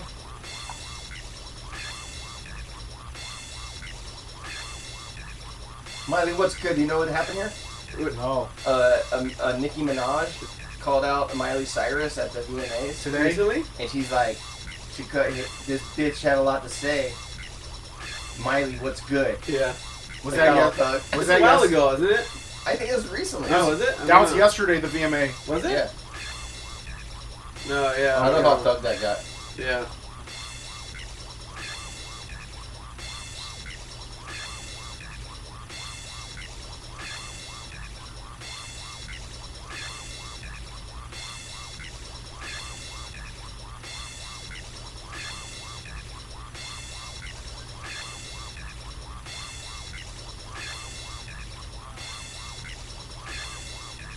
Damn. What's that? That's Sun Ra. Was that Let's go. was that On the Katrina? album? No, he has this great little hour documentary Oh, sick. where he's going through some Egyptian museum Nice. and he's That's touching sick. the pharaohs. Oh, yeah. And he himself is in garb, Yeah. future Yeah, pharaoh yeah, garb of yeah, like yeah. sci-fi shit, Dope. and he's walking through there. But But you said it was Sun Ra? Yeah. Sun Ra. Oh. Yeah. But you know what's great is it looks like bad costume, you know, because Yeah. it was filmed in the 70s and the filming's all shitty. But Yeah. if you were to really see exactly what the idea of it was like here's a man walking, a fellow pharaoh of the future. Yeah, on yeah, yeah. fire. Well, I mean, and really, that is it. Yeah. That is what's happening. I mean, the dude's a badass, right? Like, Yeah. enigmatic. And that's what I think, too, is that people need to celebrate other people, cultural leaders, people that are doing things, you know what I mean? Like, that to me, that's the biggest thing, right? So, you know, like, my first degree is in anthropology, cultural anthropology. Yeah. And I feel like the culture, the whole point, the way out for everybody is to localize your culture as much as possible, as quickly as possible. Decentralize all power structures. I mean, whatever that means to you personally, but it means money, it means transit, it means how far do you drive to school, how far do you drive to work, right? And then it also means, like, what empires do you support in your daily life, you know? And then ideally, we support each other's little empires, You know? right? Like, 7.5, is that how many people are alive now? 7.5 billion empires. Not fucking Fortune 500 empires. You know what I mean? Like, I don't know. Like, it's weird to me that, like, that call isn't, like, more clear to more people. That more people don't understand that we need to deconstruct, decolonize, decentralize power. Mm-hmm. And otherwise, so here's the other idea: is that otherwise it's like doomsday scenarios, right? And like I was thinking about this just yesterday. I was like, how concise could you put it? That like it sucks that rich people exploit everybody else, but it sucks worse that they're destroying the planet for all the future generations, and we're all kind of complicit. You know what I mean? Like I don't know. I hate to be all gloomy and shit, but that's kind of how I'm at with it. Sometimes it's like, wait, what's going on? What's going on in Brazil? What's going on in Greece? What's going on in New Guinea? What's going on in Palestine? And how little creative thought is happening, where it's just pure reactionary abstractions and possibilities of even fixing anything. Well, then, too, people like so struggle. People are like what? Struggle with the hustle. You know, like everyone's trying to make rent. Everyone's trying to feed their kids. So it's not really like you're really trying to think or read up or like challenge power systems. You're trying to get to work. Yeah. You're trying to get your check. You're trying to, clean up after yourself. Or I'm stay engaged. Yeah. Or I'm gonna anxiously try to forge my own utopian cubicle, which is Right. I mean, I don't need that much space. I can minimize myself down. I just want this room right here to Yes. be my thing. I think you're making it work. Well, I mean, no, I had to. I mean, I got the first is coming up pretty soon. Alright. Yeah, but don't. Go ahead. And then you get nervous, dude. Yeah, for sure. But like, too, but what if that's the thing? Is that like, there's millions of us making our own cubicles when we need to be making the world, right? And I don't mean that as a critique of you. Like, this space is dope. Like, it's a cool spot. Yeah. But like, where's our energy generally? Like, are we all just like, here's my big issue. Like, you drive past an apartment complex, 300 units. Yeah. Are there The 300 density. microwaves, 300 washers, Yeah. 300 dryers? You know what I mean? Like 300 bottles of ranch dressing. Like Is there 300 times 4 walls? Yeah. 300 doors that separate. And like we can't work it out better than that. That's like, a sticker. We're all victims. We're all like, oh my god, we're stuck in this wage slave system and we can't work our way out. What's that? I can't get up. What was that thing? I fall and I can't get up. Yeah, That's like an old commercial. The clapper. Yeah, was it the clapper? It was Steve. Yeah, clapping and How'd it go? No, I like, fall and I can't get up. Oh, and then it would be like an alert. You can call 911. You know who else said that? Huh. Steve Urkel. Yeah. As a reference to it. Yeah. But that's not. I almost feel like people are in that point. Like we've all fallen. But maybe that's their We happiest. can't get up. We're like, we can't get up because we have the black mirror. And we're like, oh, Maybe that's the you're happiest. scrolling. Do you think some people are happy in that? Yeah, I wouldn't quite celebrate it or call it as happiness. I would call it docile. I would call it pacified. Like adequate. Like my senses are adequately satisfied. It's like suburbia too on a bigger scale. But like, what if everybody was like, they show up and you're like, yay, this dude's here. This dude does all this cool ass shit. What are you up to now? And like, oh, this kid's here or this lady's here. You know what I mean? Like everyone's celebrating. Like we know your struggle. We know what you're up to. But like, we're like, see what Thanos was gonna do. You know what I mean? Like, But maybe it's like if you go for the artist lifestyle, you're gonna be up and down. But if you're living the apartment lifestyle, it's just a line straight through And the you middle. can give up. Right, You can give up on yeah. trying. yeah, and You you can seek escape. Yeah. Without trying and submit. Exactly. yeah. I That feel like appeals. sometimes. That appeals to people. Yeah, no, you're right. And it's security, right? Like I just gave it up. Like so, like I was making like 45 last year, right? Like I had a good job at middle school teaching art, and I almost got another job teaching at a high school this year, and I'm struggling too. It's been the first month without that, and I've been subbing a little bit, but I've been hustling a lot of art projects. I subbed today, and then I was doing demo at a neighbor's house and hanging drywall. You know what I mean? Like, But that's people what are, I'm dirty here. But but once people are rich, they're still miserable. Right. That didn't solve it a lot of times. Yeah.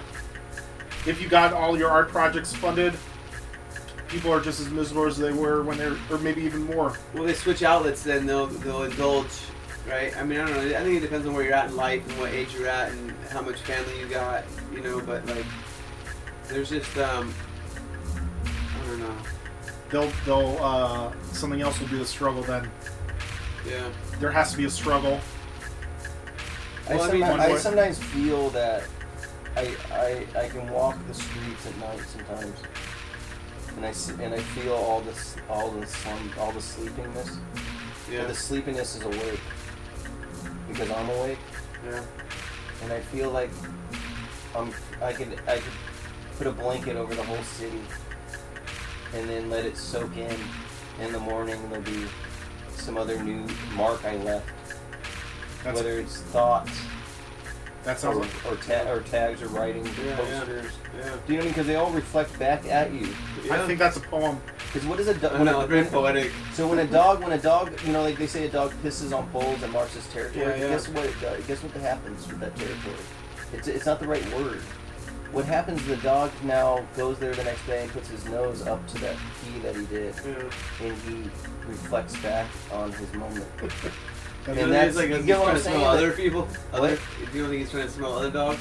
That too. He's reflecting on. He smells a whole history. He's smelling histories and memories, and he's engaged in life, and he's living fully rather than dominated by like. It's just a flash of emotions. It's And a flash of senses. emotion, that sense of pee. It's a community art project. Fire hydrant. It's like a community art project. Yeah, I've seen dogs smell their pee, man, and they Yeah. get excited and the tails You wag. can smell back to like a primordial era. Dude, his whole freaking existence passed through. He remembers when he was a baby, when he humped that, when he just raped that other dog and gave him fucking 7 puppies. That's a good movie idea. A dog, he goes to a hydrant, he smells it, and his whole life flashes before his eyes. Yeah. Oh, what I was gonna say about the job thing is that, like, I gave up security, right, and comfort, health insurance, whatever, and I feel like, but right now I have so many of the projects that I'm doing, I love them. Like, I'm excited about doing them. Even some of the commission stuff that I'm working on, it feels empowering. I'm like, oh, you want to pay me to do that? Fuck yeah! Like, that's where I'm at. Like, but the thing is that this would have been so much cooler if I was like 20, and like now I'm like 40, and I got like a house and kids. You know what I mean? So it's like, it's my bills, like my level to stay afloat is a lot higher than it was. I think you 10, 20 years ago. I think you could become an influencer. Instagram.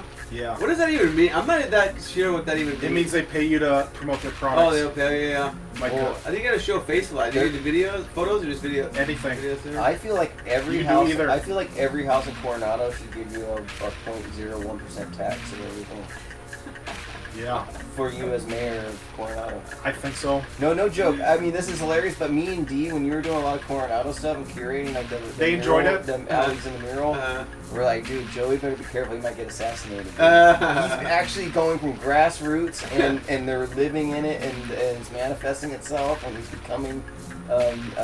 What's not John Kennedy? What's the other guy? RFK, What? No, Ted. Ted Kaczynski. The other Kennedy that got murdered. Wait, no. what?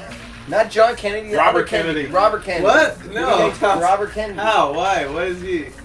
You're just becoming like. That was his brother. You're just becoming a great ideal for your bridging, building alright. bridges. I just burn them. That's my motto. Hey, but check this out. So that's it. We mentioned Fifth Street earlier, and Yeah. I mentioned that was like college. Yeah.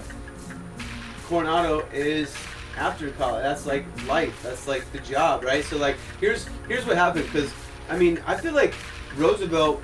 We all saw Roosevelt go down. Like it was kind of. It felt kind of like it was washed upon us, right? Like people are participating. It was a sick, thriving art scene. It was like weirdos doing comedy. There was people doing art. There was people doing music. There was graffiti artists. There was performers. There was, real galleries that were like getting gallery. You know what I mean? So there's all these things that were happening, and we're like, fuck yeah, we're part of this sick, thriving art scene. And the next thing you know, we're like, wait, how much is the property value worth? Wait, what? You're buying it for what? You're gonna put in what? Right? Like, so like, everyone got kind of like bought out or pushed out. Displaced. Right? Displaced, right? Gentrified or whatever. And to me, that was like, I put a lot of heart and energy into Conspire and into Jobot, and it just felt like I need to take that home. Like, that was my idea, is like, take Fifth Street home with you. You know, we all learned what was making a cool art scene. Take your art scene to your neighborhood. You gotta protect it. Yeah, well, build it. It's like, what makes it cool? A platform for art, a platform for music, a platform for open mics, maybe a bar, maybe a restaurant, right? Like, and that's kind of like where my head got to, where like I love staying home now. I'm just like, I don't even want to leave my neighborhood anymore. which is another idea. Maybe I'm mislabeling it, calling it neighborhood sovereignty, but I'm interested in neighborhood autonomy. You know, and like each neighborhood developing itself to where like the people that live there create the businesses that support it, and people just don't have to leave if they don't want to, right? Because driving's annoying, especially if you want to have a beer and then drive. You're like, oh my god, everyone's like, this is the lamest thing you've ever done in your life. You got a beer, then you drive. You know what I mean? It's like, no, well, the issue is cars, and we don't have a good transit system, which we're good now because we have, you know, Lyft, Uber, there's bikes, you know, there's scooters. I don't know, so, but the idea is there's so much unpaid labor that requires, and then once you do all the unpaid work and free thought and arrangement and love and just pro bono, then some asshole writes a book about it called the Bible, and they say Jesus, and then they just sell you out. Yeah. I mean, you know what I'm saying? Like, you did a cool little, let's say you did a cool little hot dog stand or like some restaurant on the corner, and then someone's like, wow, look at all these kids, there's a line. Hey man, let's do one over here. It's called like Indian fried bread and call it Mario's. Yeah. And, you know what I mean? All of a sudden, like, dude, what the fuck? He had to grind, and he kept his grind small because he loved the intimacy. Yeah, I mean, he's an artist though, you know, and that's the thing is, it's like people will mimic it, but should we be afraid of that? Like, shouldn't we almost welcome that? Yeah, but then also acknowledge the founder, acknowledge the you're right. That's mature, that's definitely a mature way. Yeah, that's I totally get that. But you want to make sure dude gets to eat and gets his own space. Shit, well, somebody's who wake up and you don't have that, and you just want to like blow up everything. Yeah. I mean, seriously, it's that frustrating when you feel like you were used. Yeah. I didn't. It's like I'm not even that greedy. I don't even want that much. And here, you know, you do put all this work in, and someone else is making money off of like whatever. Well, they know how to do it. No.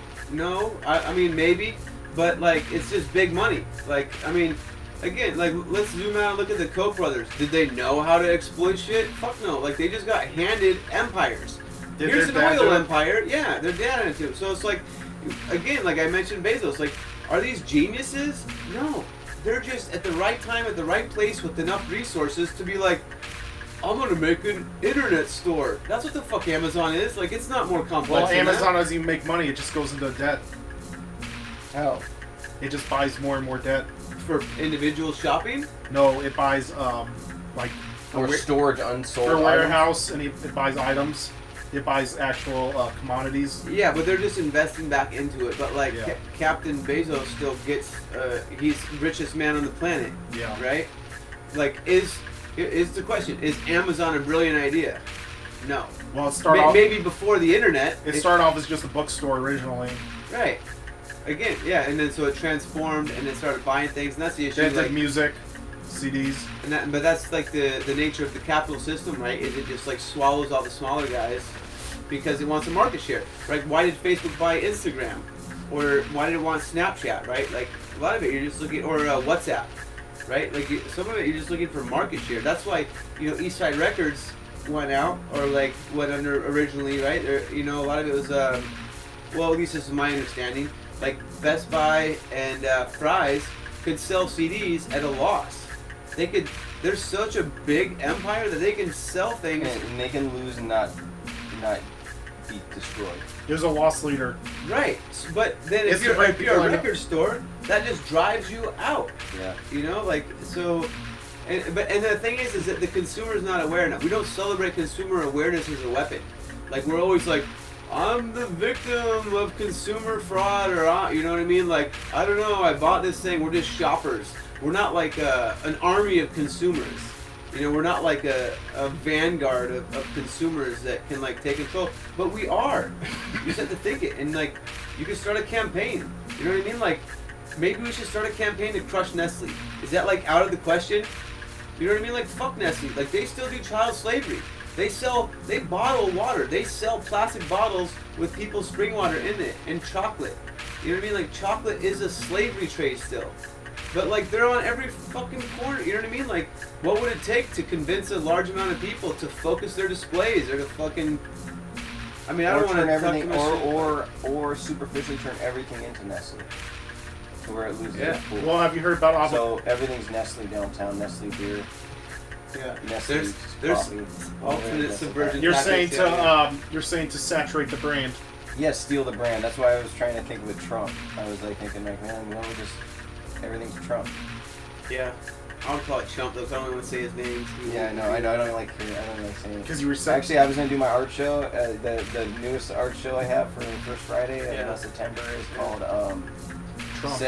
Sex, drugs, celebrity, Amazon, rainforest, mass shootings.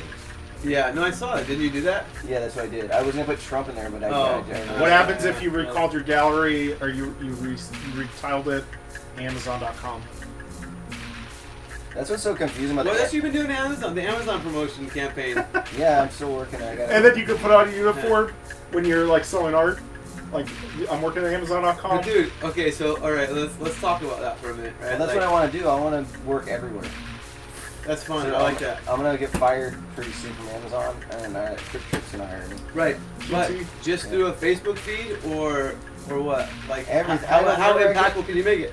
I don't know how many avenues can I get because I have a lot of free time. You can work at Best Buy. You ever see Improv Everywhere where they show up to Best Buy in Best Buy shirts? I got a Best Buy shirt. Oh, you do? 30 of them. Dude, I had I got it from Goodwill. And then what happened? What happened? No, well they just did it as they're actors. They just did it. As Yeah, I seen that. Yeah. I saw funny. that video. It's hella funny, but what can you do with that is that you can show up to the Best Buy shirt, wearing it, and act like you're working there, and then like I could come in there, and then you could push me down, and then we could get it on video, and then you could be like, "Fuck Best Buy, I don't even care anymore. Well, I'm tired of working here anyway." You know what I mean? Like we could make a video like that. That's and then start sharing it. Well, see that's who what I was shares gonna do with the shirt. I was gonna be like, guy quits Best Buy, it. Yeah, and I was gonna be like, "Fuck you," and just like rip the shirt off. but you I make it like super want personal. to do one where a young beautiful girl, she lays down with sleeping homeless people, and then we film that, and then we have play music, and then she leaves, and then she finds another one, Yeah. and we say there's a girl who's laying with homeless people. Yeah. And you know we could name the girl Home. Like we call her cuddly. You could Yeah, say you yeah, found yeah. Home. Anything, something like that. But like but only make it to where it's like only a few minutes, where it takes a little bit of setup, a little bit of time, a little bit of execution, a 2-minute clip. Like viral videos are not going to be giant. You know what I What mean? happens if you wore a Chick-fil-A shirt? He's like, "Fuck you! I'm not gonna work for this homophobic company anymore." But No even ma- like, yeah. But even like, what was the dude Saturday Night? I'm gonna butt fuck this chicken. And then no, he's butt I'll fucking. show you what Chick-fil-A. Dude, I'm a butt No, fuck they're wearing a chicken. Chick-fil-A, and it's two guys kissing in front of it. It's two guys wearing the Chick-fil-A. Yeah, yeah. And yeah, they that's Kiss it, pretty and funny. then have a rainbow come like a Lucky Charm rainbow Yeah. on the outside of the Chick-fil-A, and they're like walking and it's a new Chick-fil-A ad. Yeah. And people are like, wait, we just gave Chick-fil-A so much. And then just business. say, "Welcome to Yeah. the new era." What about what was it? What's the Saturday Night Live guys music thing, Lonely Island, where they do the dick in the box or whatever? But do that, but pretend like you're in the Amazon headquarters or whatever. You know what I mean? And you're just kind of like getting crude and weird and rude, and then it's like someone catches a little clip of you, and it's just like Amazon employee does grossest thing ever. You know what I mean? Like, Yeah. Well, dig this. You know someone just sent me Robert. You know Robert Pella. yeah. He just wrote a crazy Amazon Fulfillment Center article. Oh, yeah. Really? It's pretty good, dude. It's Yeah. Rolling Stone. What did he material. say? Yeah. He just did a David Foster Wallace-esque. He went in there. I don't think he did, but he wrote it like he was inside. I was it, gonna- and how they had to stay on this yellow line. Yeah. And they had to. He probably took a tour or something. He just pretty much objectively told about, and it was entertaining. I worked there for 6 months. Okay. At Amazon. It's the worst job I Yeah, ever people had. are hitting me up wanting to know, like, do they still do the mouth swabs? They did that to me. Did you see the thing recently where they pretended where it was that Amazon was encouraging people to talk Yeah. about their job, but then it sounded like robots or they were Yeah. talking about their job?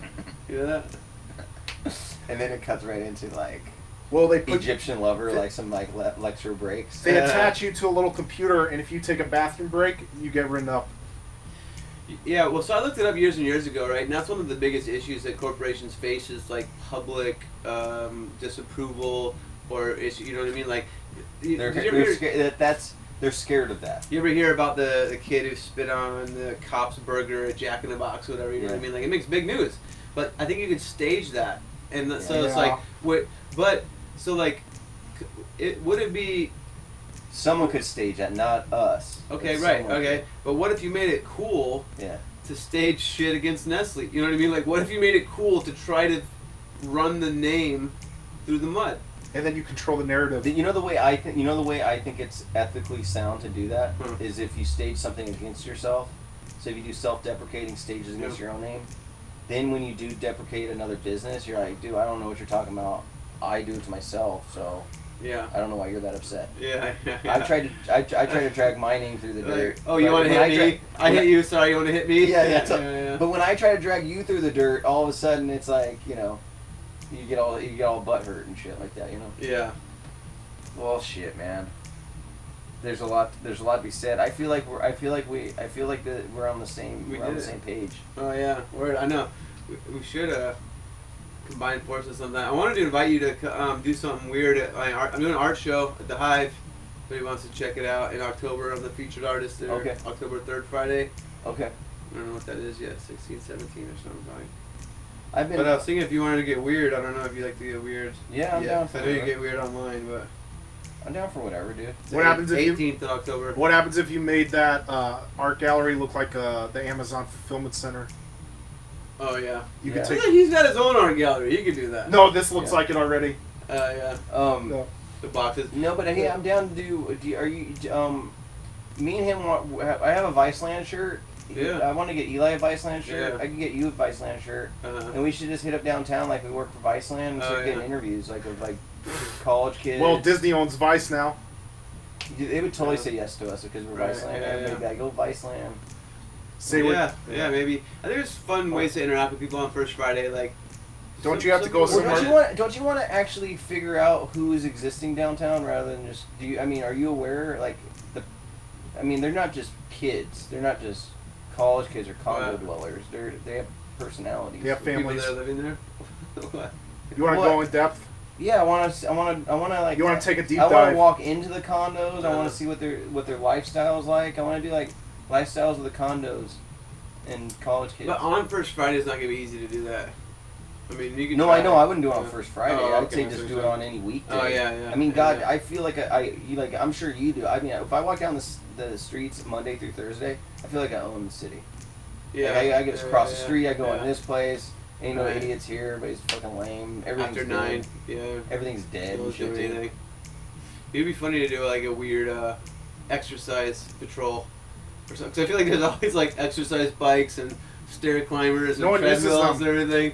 We brought like 40, 50 people down there. And it's like this headbands and short shorts. Just What trying happened- to exercise everywhere. What happens if you put a stairmaster in front of the one in the window, and you just stairmaster in front of the window, like you're looking at the condo people? Oh yeah, on the outside. Yeah, you That's throw kinda fun. You throw it for a loop there. Yeah. that's What if kinda we fun. did some revolutionary shit? I got some exercise machines. What if I put it in the back of my truck and we unload them in front of the unused exercise gym in Yeah. front of the condos, and we just exercise outside with like a thigh master, I got some dumbbells. Yeah, maybe. Have people use And it. and say exercise for the Amazon. Community exercising. Right. Would it'd be funny with the Amazon thing? Yeah, is to maybe like that you have to train to work, and like or that they make you train to work. Whatever. Yeah. I don't know. Yeah, it's like American I think Ninja. it's a lot of It's like fun. American Ninja. Hey, like you, the obstacle course you said thing. someone sent you a 15-minute message from the Tesla Oh yeah, thing. I had it recorded, but it was a little too private. I was gonna play it on. Oh air. really? Yeah, it was. It was very personal. Weird. I listened to it actually. It was 3.5. From minutes. them? They were really. No, interested? it was the Tesla's guys. The Tesla guys. Oh, For the Tesla ad, right. you know, the Tesla paper. This guy told me his name. He knows Bill Gates. He worked From in the computers. hoax thing?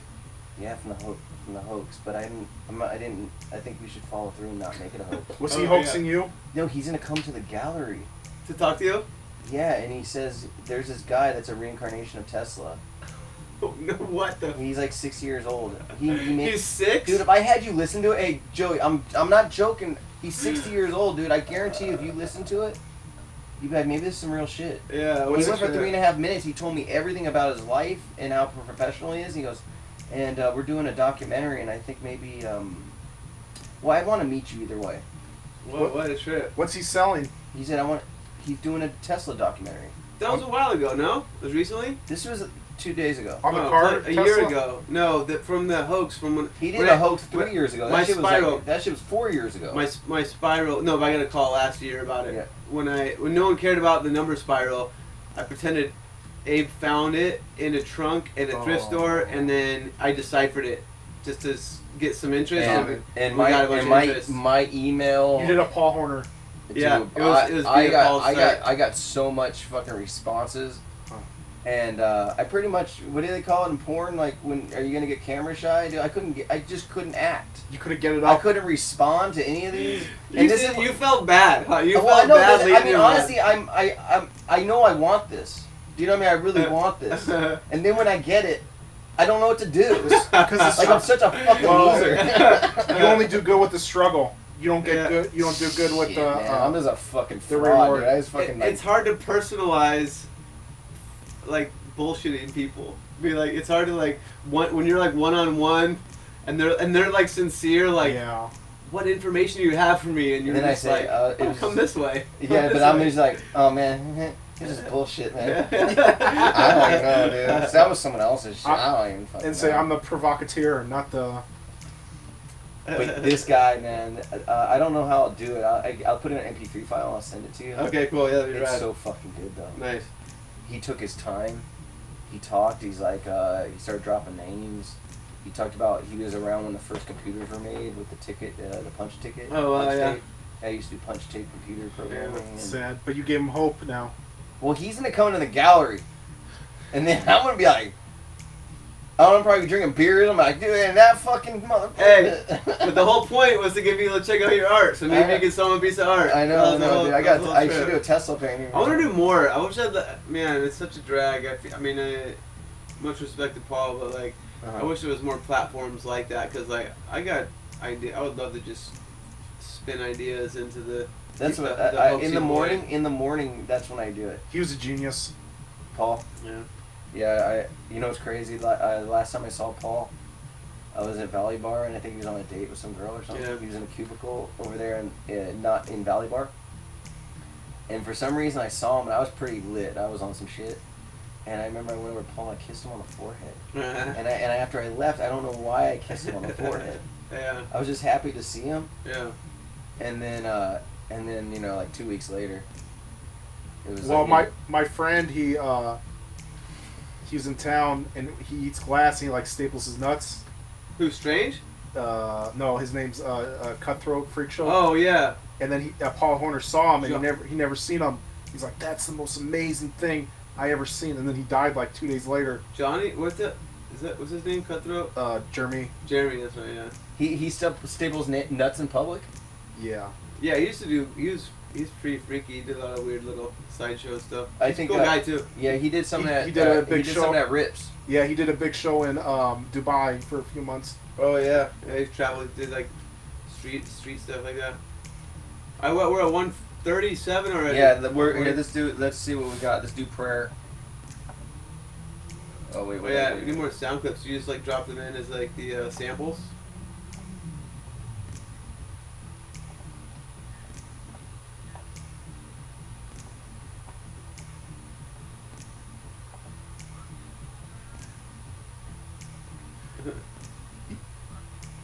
Oh, where'd that one go? You just That load one. those in or what? Yeah. When I want to find like a tonal. Oh, last piece. Okay, here we go.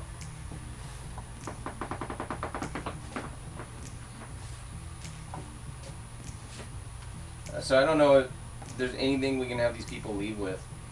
Who? The viewers? Yeah. Was there anything in particular you guys wanted to ask or bring up? No, I just want them to know. We wanted that, to know why the Popeye's chicken hit so hard.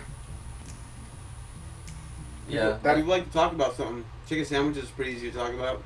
We could do that for the next episode if it's still going. Well, how about for us? Like maybe there's a lot of potential for action in this Mob action. in this like talk, and I'm leaving with a lot of like This was just random. If there's anything, how about this? If we could conclude, and everybody can. I think this was our most inspiring talk we've had so far. I think it had the most depth. Yeah. It definitely showed us not as being funny, but more as being Content weird creators. comedy comes from intelligent people. Comedy content, Yeah. not just comedy.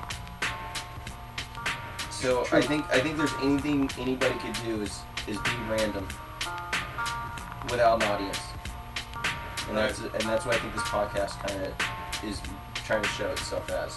And you'll hit on a great episode once in a while, like we did today. If you happen to go down the rabbit hole and want to waste your time on this, then it might not turn out to be wasteful. Exactly.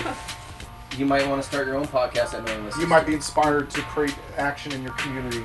That too. And don't expect. We can never expect an immediate reaction.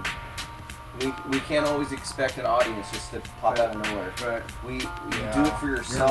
You're right. And you try to reflect yourself just like the dog that pees on the pole.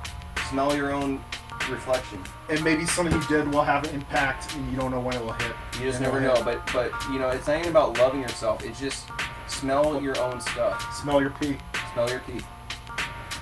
I just situation like that, right? Yeah. I did a zine years and years ago called Suck the Fistum.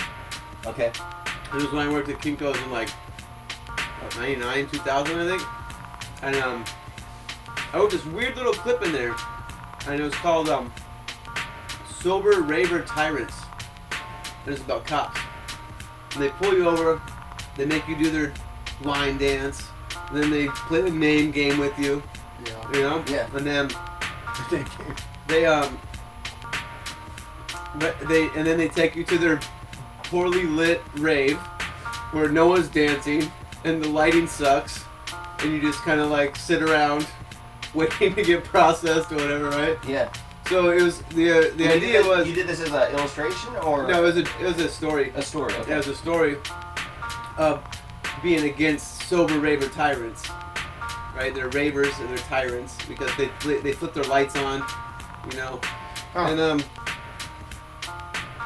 it was kind of an abstract piece, you know. It was kind of like I don't think most people got even what I was trying to do with it or say with it.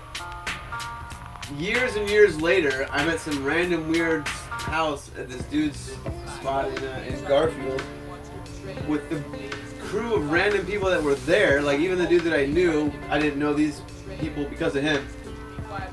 And some dude was like, one time I read this story about these sober raver tyrants. Oh yeah. And I was like, what? And it was yours. Like, yeah. So Yeah. like it came back around. I was like, I didn't feel like anybody ever appreciated that. You know, You never knew what ripples you're gonna make. I thought it was Yeah. funny. I thought it was really funny, but I think it was hard to get. You know. Yeah. And then there was this dude. And it was like the thing he remembered from it. Yeah. That's what you're going for. Yeah. And you know, there's a beauty about that. It's like that whole. It's like you remember that movie Amelie? Remember how she just do these like miscellaneous pranks on somebody, and then it slowly wound a narrative. Like Right. all these miscellaneous things were meant for these people to become more interesting. Right. So in a way, like when you force like yourself to be interesting, or as a comic, when you try to tell a joke, and then you wait for the laugh, and nobody laughs, Yeah. you should never wait for the laugh. That's the dialogue between you and the audience. Yeah. Yeah. It creates the truth. Yeah. Right. So I mean, all these meaningless. The only reason why someone isn't doing something is because maybe they find no response. Yeah. So stop. Why or- even do it? Or they might their senses might be so dull that they can't see responses. Like Yeah. here's the thing too Oh is that sure. That's a It's good point. because people don't even understand how to interact with animals, right? Like so like little animal, right? If it's coming up to you, it maybe wants to talk to you. If it's not coming up to you, maybe it doesn't. You know what I mean? So I feel like there's like all these subtleties in the landscape, whether it's like with other people, with the animals, with the food or whatever, that like Everything, yeah. we need to be like paying attention to the cues. The world speaks to you, right? Like the rooms can speak to you. It just depends on like how well you're listening and what you're listening to, right? Because like we're listening to each other, so we hear each other, right? But like maybe there's other things in this moment that are speaking to us that maybe it's not in like English language, but that we're not trying to hear. And I don't mean to like specialize on this moment, but like in general, that's where we're at in public, right? And like so like that's my one of my things is that I always flip on good music. I always flip on some good like because you're in an empty space and it's like what's going on here? I don't know. Is somebody freaking out on acid? Is somebody just waking up? Is somebody dying? Is somebody living? I don't know. But you throw in some chill beats, it's like, oh yeah, someone's chilling here. This is a good space to be in, you know? It creates the rules for the room. Right. It does. Like it sets the tone. It tells you what you should do, what you shouldn't do, unconsciously. Well, it just encourages, right? It encourages, life, I would think, and creativity is the idea. Like we saw the show last week, this comedy show, and they were just like insulting each other. Yeah. And it's like they don't even realize they're creating a hostile space. Yeah. Well, it was one of these tough things where the comic, the new comic will come up, and then the guys that are curating the show are always on both sides. Like they're on stage. There's three of them attacking the one guy at once. And so they can interrupt the act anytime they want. And it could seem like it was working, but it could actually be an impediment, and like it might turn off people. It's hard to call, yeah. And I'm really turned off by self-deprecating humor. I mean, like everyone kind of does it, but like you can say one or two things self-deprecating, and I'm like, yeah, that's funny.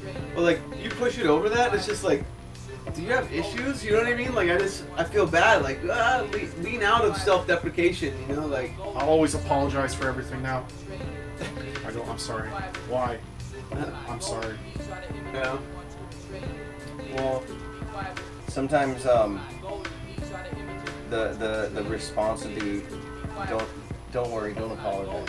Yeah. I get you. Oh, thanks. Yeah, I was just being kind. And sometimes some people don't say that. Like, you know, this guy always apologizes a lot. Yeah. You know those guys are always sorry for everything. Like, just why can't you just be confident and certain of what you? Like, Yeah. That's the weird thing too, right? Is just like there's not really one message that everyone's trying to receive at the moment, right? So it's like you tell a bunch of people you need to get active, but there's a bunch of people that are active as fuck, and you're like, actually, take it easy. You know? Yeah. Maybe rethink what you're up to. You know what I mean? So it's like there's and then we're all like at different moments. Like there's thousands of people being born like right now today, and there's thousands of people that are dying right now today, and a lot of them old age even or other things, right? So it's like we're all like. This is I think it's was it Buckminster Fuller or what's his name? Robert Anton Wilson. Robert Anton Wilson said it, and I think it was from a quote from Buckminster Fuller that like life and reality is events that are being experienced non-simultaneously.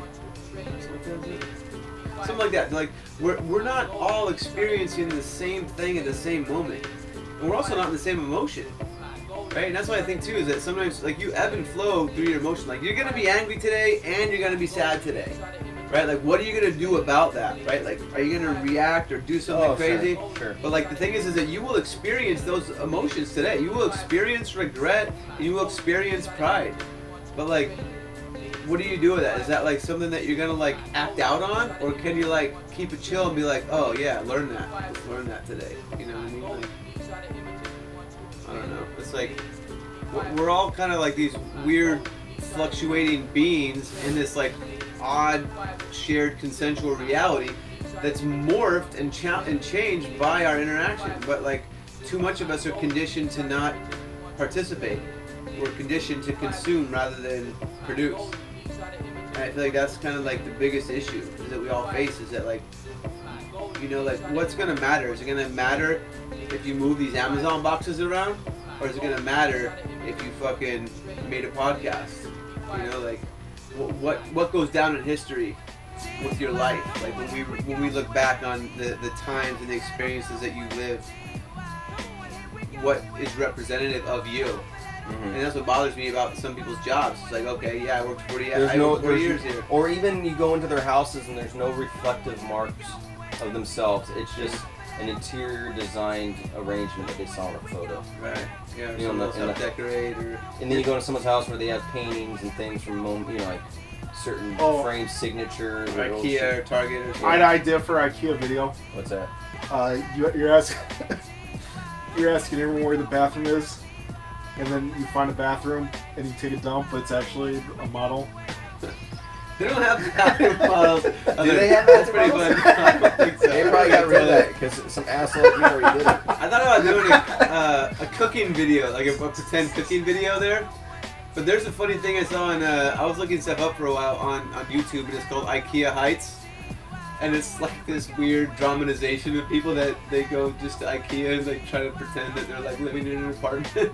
It's pretty fun.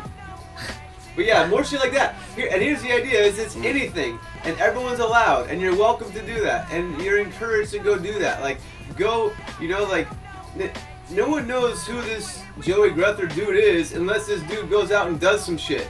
And then when he goes out and does some shit, you're like, oh, that's this dude. I like what that dude does. Okay, I got an idea for IKEA. But it's for everybody, right? If you put your painting where they sell the paintings and say, "Thanks for selling my paintings, IKEA. Thanks for the contract." Yeah, how can I get my painting in there though? I need it big enough so we can actually. A small get it. painting, and you put it in the bag. What? Oh yeah, it's to Like sneak it in? sneak some of your art in the IKEA. Oh yeah. Trench coat in the winter. Yeah, just like one like A maybe 49ers like, jacket. Yeah, or a baby carriage. Oh yeah, baby carriage. I can totally get a couple in there. Yeah, throw a blanket over. She's sleeping. Yeah, just get a couple up in there next to the Eiffel Tower Yeah. reproduction and like the Marilyn Monroe reproduction. And then you could pitch it to other companies like IKEA's already selling it. Yeah. You're already behind the curve. Shit, do you remember Wayne Dyer? Yeah. Vaguely. Do you know Wayne Dyer sold his books? I got a story about him. He'd call up the bookstores and say, "Do you got erogenous?" Like the name of his book, Yeah. and they're like, "No." Oh, okay. God, I wish you did. Yeah. I'll just go to this other store. Yeah. Well- And then he'd call up again with a different voice, Yeah. and he'd say, "Do you have? Oh, really? God, that book's like I just heard about it on the radio, and God, everybody's getting it. I guess it's sold out, right? I mean, did you carry it?" And they're like, "No, we never carried it." Yeah. Oh wow, because this other store sold out of it. Right, I'm gonna try this yeah. other one. He across created his town. own hype. So then he kind of went in there. Then he went in there with his card. He had his box of books, and he's like, "Hey, I have so and so's you guys ordered delivery of this?" And they're like, "Oh no, we didn't." They're like, "Oh, but people been calling today about it." Yeah. Okay, well, if you guys didn't deliver, let me call my boss. If not, I don't know. We can get in here. We can work it out. Like, this is how much the sale is, and then and he signed a contract right there on the spot. Yeah. Do you get what I'm saying? How he did it? Yeah. And that's hella legit. He Yeah, created his own that's hype. But then he went. But then he was doing. I think Tony Robbins was the first to do info commercials. But then Wayne Dyer jumped on that after that. That's Well, how it I is. used to work at PBS, and you know how he's really calm? Wayne Yeah. Dyer. Yeah, oh yeah. So he'd come in for the telethon. and Oh, he'd be you like- met him in person? Well, no, but I used to run it, Yeah. and he'd be like, "Buy my book." And then when they went off the air, he's like, "You fucking pieces of shit! You fucked everything up!" Did he? Yeah. I'm and then- sure he did. And then they turned it back on, and he's like, "Hi, welcome to Wayne Dyer's." He'd always come in there barefoot and speak about Taoism and shit. Yeah, nice. Yeah, I mean, any of that stuff, all of that stuff, right? Like, I mean, and here's the issue too, is that like we're all gonna die, and in some concepts, in some ideas, it's actually kind of soon, right? Like maybe we've lived half our lives already. It's hard to say, right? Like you could catch diseases, you could get in a crazy ass accident, you could maybe be assassinated, probably not, right? But sometimes when you say that, I get so desperate and anxious that I shut down. That's all why I right, yeah. struggle So to there's a die. better way to turn it. There's a better way to express it. Because I if you found say out. like I'm gonna die soon, half my life's already up. And Just I regret I never fully lived. I just feel like just jumping in front of a car, dude. I feel like an Angelina Oh Jolie no! movie. Don't do that. No. Here's the idea: is that like, here it's a better way to phrase it. Okay. Time is short, Yeah. and you're not going to be able to get all the shit done that you want. So get as much done as you possibly can. And get off Is that a line. better way? Is that an easier way to digest that? Say it again. Time is short, Do it. and you got to do everything that you possibly can because you're not going to get everything done that you want. Wait for the good ideas. Don't wait for it. Yeah, I mean, I realize that. Nobody wants to hear we're all gonna die soon. But the idea is that life is short, and that like, you know what I mean? Like, look at your friends. How many times have you hung out with your friends? Just do a little, even if it's nothing. A little's more nothing. A little's more nothing than nothing. Right, but then consider this. Consider all the times you've hung out with your good, close, older friends lately. How often have you seen the people that you even care about? Like, we celebrate it like once a year sometimes now, right? Like, we do not use these moments to share, to connect, to create. I mean, we do. Don't get me wrong. We do this stuff. But I'm just saying, it's few and far, right? Like, I feel like I'm hustling around the clock to try to make rent. And I'm like, I got a bunch of cool-ass friends. Yeah, that's what buzzy for me. That, like, it still is a bit. That we could hang out with, that we could experience these moments of joy, these transitioning periods of like eternity, but we're like stuck trying to hustle a couple bucks because like that's just the way life is, you know. So like I don't really mean to scare people and say we're all gonna die soon, but what I mean to say is that life is short, man, and like we only have a certain number of experience. This is the first time we've done this. We may do it again, but it's not going to be 5 times. You know what I mean? Like, when's the first time we all hung out together, the 3 of us? You know what I mean? Like, this is it. Like, this moment, this life is what we have, and we better act like it matters to all of us. You know, that's the trip, man. I dig it. completely. I don't know why I get all sad. I mean, I'm serious. I mean, I don't know. I mean, I do want. I mean, I just, you know, when you say things like that, I just want to be open. The sadness, I just freak out and like. I just want to be open to the possibility that this wasn't the only thing. Yeah. Oh, of life? Of this moment. Yeah. Oh yeah. No, that's cool. I mean, it'll live on forever thanks to YouTube over here, right? It was one facet of a million realities that could have possibly been. Right, but what's cool though too is that like we're not at a bar. I'm not just at home doing nothing, whatever. You know what I mean? Like you guys invited me out and we have this moment. But like more of this, and not you guys. I'm saying whoever the hell's out there in the world, right? Like more shit like this. Like that's the weird thing. Like you know, we have some friends that are bringing like incredible artists to town, like incredible musicians. Some artists. It's like. No one's interviewing these people. Like, no one's got, like, the balls to step up and be like, hey, bro, your shit's sick. What's up? You know what I mean? Like, where are we at? Like, we're not really celebrating the culture at the capacity that we could be. Yeah. We're, like, docile because we're all struggling, hustling to, like, make our own little product and make $40 here, $100 there, or whatever, you know? Yeah. And the thing is that, like, something like this, it's, like, it's free once you have the drive and the motivation and the passion to do it. And now it's a product. Like now it's a thing that I mean, you paid for the pizza, right? You know what I mean? Like a couple beers. And then we had Abe had to buy the equipment. And your equipment, right? But the equipment's like bracketed within the realm of creating the experience. So it's investment, right? And then this investment translates to moments. Yes. Yeah. That you get to experience. Yeah, perfect. You got it, man. He just gave us like a therapeutic evaluation. I know. This is what we've been asking about for the whole time. It's like, what was your favorite podcast of ours? And there was one, I guess. And this is value for a listener. But the idea is like, why? I think if you're open to criticism, not to make it better, but to open up discourse of the most meaningless thing. I think there's intrigue in it. Crack open the moment and you'll find a diamond. Crack open the moment. The coal. The moments of coal. Well, I think we got everything. We did it. Yeah, we're 2 hours in, man. I think I'll give it a 2 hour long That's 2 interview. episodes. That was the longest podcast. Crazy. Because I actually put a bigger card in there. Nice. I put a bigger card. Yeah.